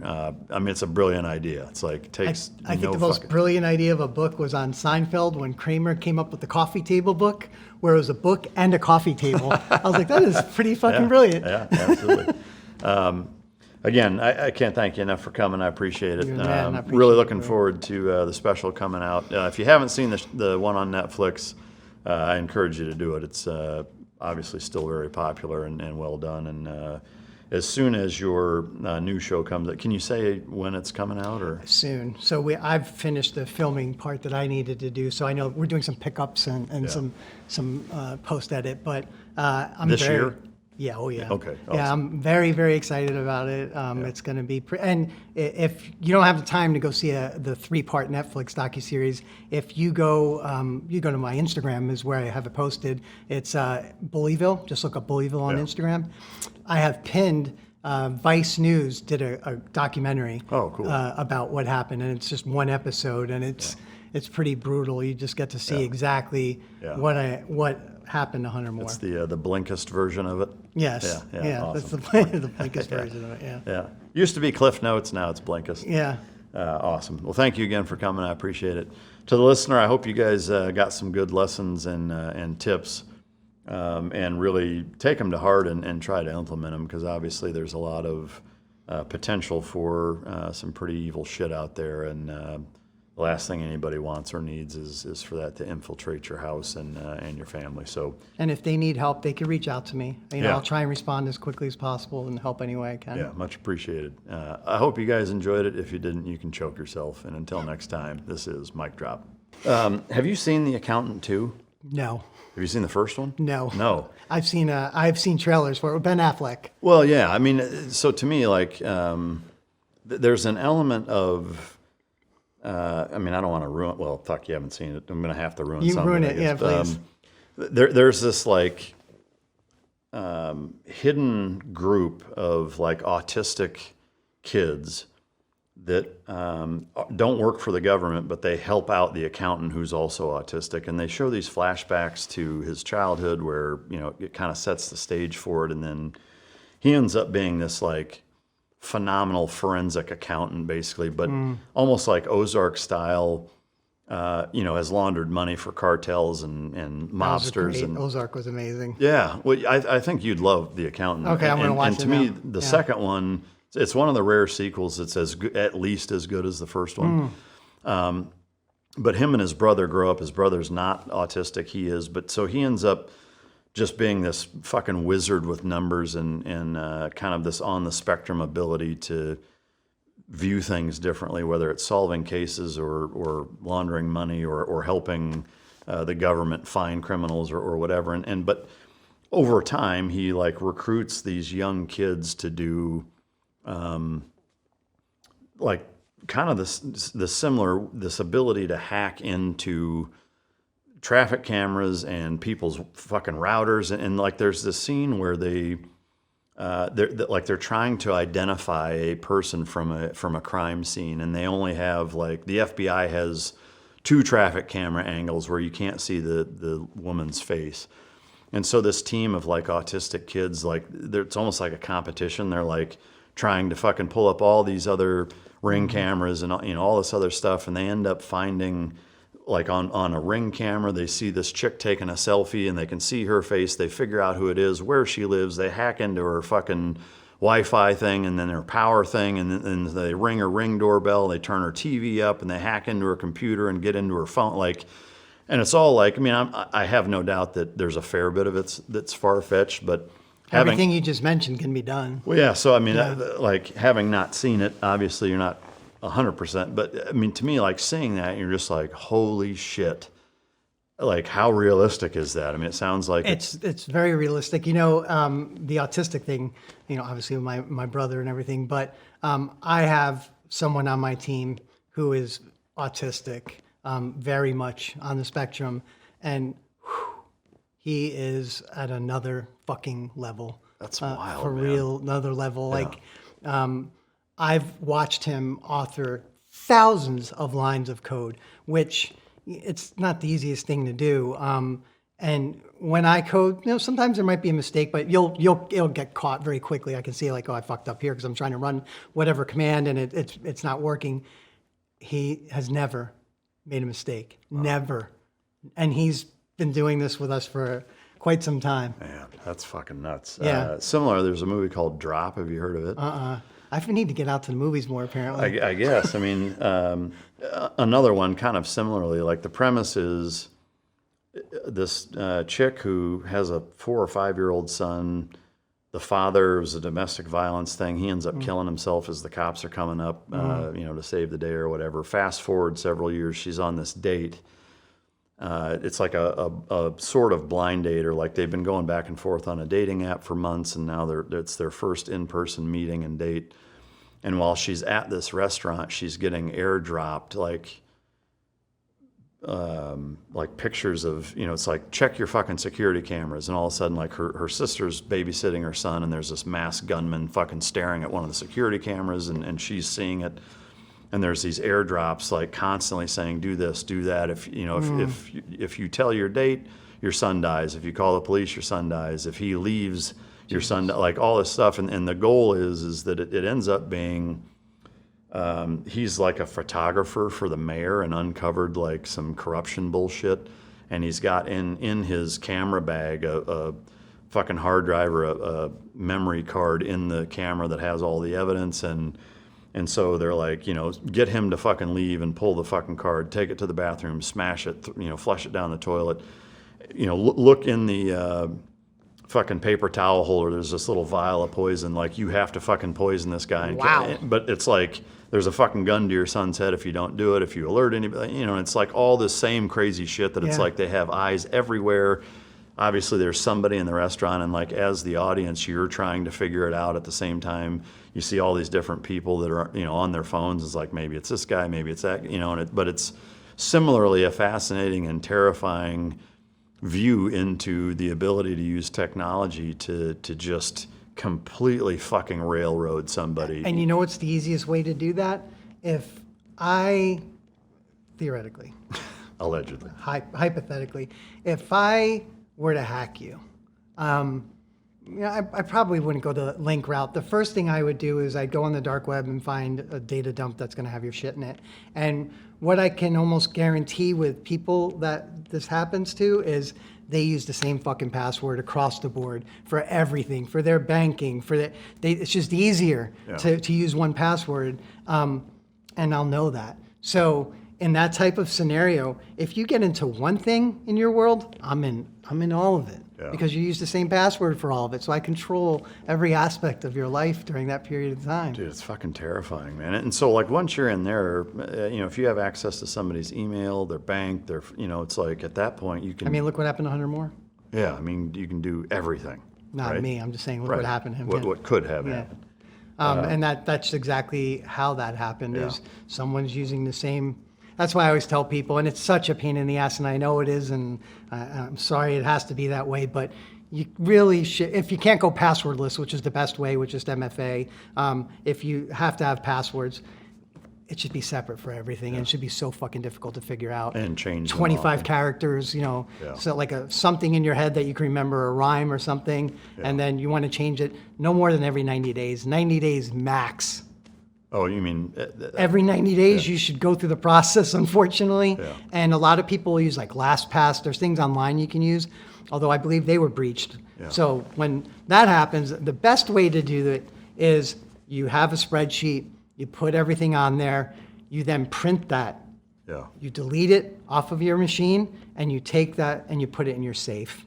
And every fucking 90 days you have to do that. But the reason why it's no more than 90 days should you do that, something in your world has been dumped on the dark web. Some institution you have done something with, they've been hacked, and your shit's there. And it doesn't sound like a pain in the ass at all. Well, when you have a lot, I mean, think about some people have a lot of accounts and a lot of stuff going on, like maybe 50, 60 different things. Is the, I know you're an Android guy. I don't know if it's the same. Like Apple has like the autofill super difficult passwords. Android does. I mean, is that risky though? Because the problem is it's where it's keeping that. So like another thing in the hacking world, people use if you use Chrome, Google Chrome, right? And they have the credentials manager, the password manager. When you see that pop up after you enter your new password on your banking app, it's like, do you want to save this? 9 out of 10 times, I actually authored a paper on this from a psychological perspective. Yes, 9 out of 10 people are going to say that because they're assuming it's safe on Google, and it's just easier that way. It auto-populates. Who the fuck wants to type it in every single time? But if you are breached and someone gets into that credential, if I'm on your machine and you don't know it, and as soon as so the credential, you open it for whatever reason, and then you have to put in whatever code you have to get into it, there's all your passwords. So I always tell people, as much of a pain in the ass as it is, delete everything in your credentials manager. It's awful. It's an awful way to live. But I mean, it's just a necessary, it's like pick your poison, right? It's like, would you rather it be a pain in the ass or have somebody hit you with ransomware and, lock down all your shit? That's the other thing I always tell people is, instinctively, a lot of people just save shit on their PC or Mac, right? So family photos, tax returns, whatever it may be. And maybe even they have a backup drive that's attached to their PC. The problem with that entire scenario is if you get hit with ransomware, it's hitting all that shit. Your laptop, your backup, if it's well-written code. So you want to make another backup. And you want to take that back up and you want to put it in your safe. I mean, for most, we'll say regular, average American citizens, it seems like they're probably not going to be a target. You'd be surprised. I mean, it's all about money, right? I mean, right, but I mean, obviously, the more wealthy and successful, the higher percentage chance that you're going to be a target because they're going to be able to get more out of you. But not that you should. I mean, look at sextortion though. Sextortion is happening to normal, everyday people. For a couple $100. It depends on what you're trying. Now you hear these big ransomwares on these companies where they want millions of dollars. I have a really hard stance, which is consistent also with the FBI, which is you never pay ransom ever under any circumstance, because you're not guaranteed that you're going to get all your data back and the key that you need to unlock to have all your data back. And the more so, if you pay it and they said, all right, we deleted your data, no. They've taken that and they've already resold it once or twice. So then now they know that you'll pay. Boom. You're just getting over and over and over again. Once it gets to that point where they have control of everything for you, the FBI, et cetera, is there nothing you can do at that point? There are ways to get that data back with certain software and certain, yes, the answer is sometimes you can. It just depends on how sophisticated that code is, that ransomware code is that was authored. Yeah. I'll tell you what, people always ask me, who has the best hackers? It must be China, must be Russia. In my opinion, the best hackers are in North Korea. Really? Oh my God. North Korea has some unbelievable hackers that will just wreck your shit. And they're also good at social engineering. There's been instances where companies, without knowing, have hired someone from North Korea whose goal was to then get ransomware in your company. Yeah. And are they, I assume they're doing it in a way where all things in terms of what's being presented as who they are, you'd never suspect that they're North Korean, right? It's like a... You wouldn't, well, you would finally know when you had landed on the page that they directed you to, letting you know that you've been hit. Yeah, and it's too late. Yeah, and you could look and you can, look at the vernacular and sometimes see and, yeah. Man, so North Korea, huh? No, man. Do you think they just have a ton of autistic people in North Korea? I've heard stories that they just have buildings of hackers, basically, because... I don't know, I have to fact check this, but apparently like 94% of their gross domestic product for incoming money is from ransomware. No shit. That's what's funds. I mean, what else are we getting from them? What is any other country getting from North Korea that we are importing? Kimchi, which is delicious, by the way. Yeah. Well, South Korea has plenty of that. Yeah, exactly.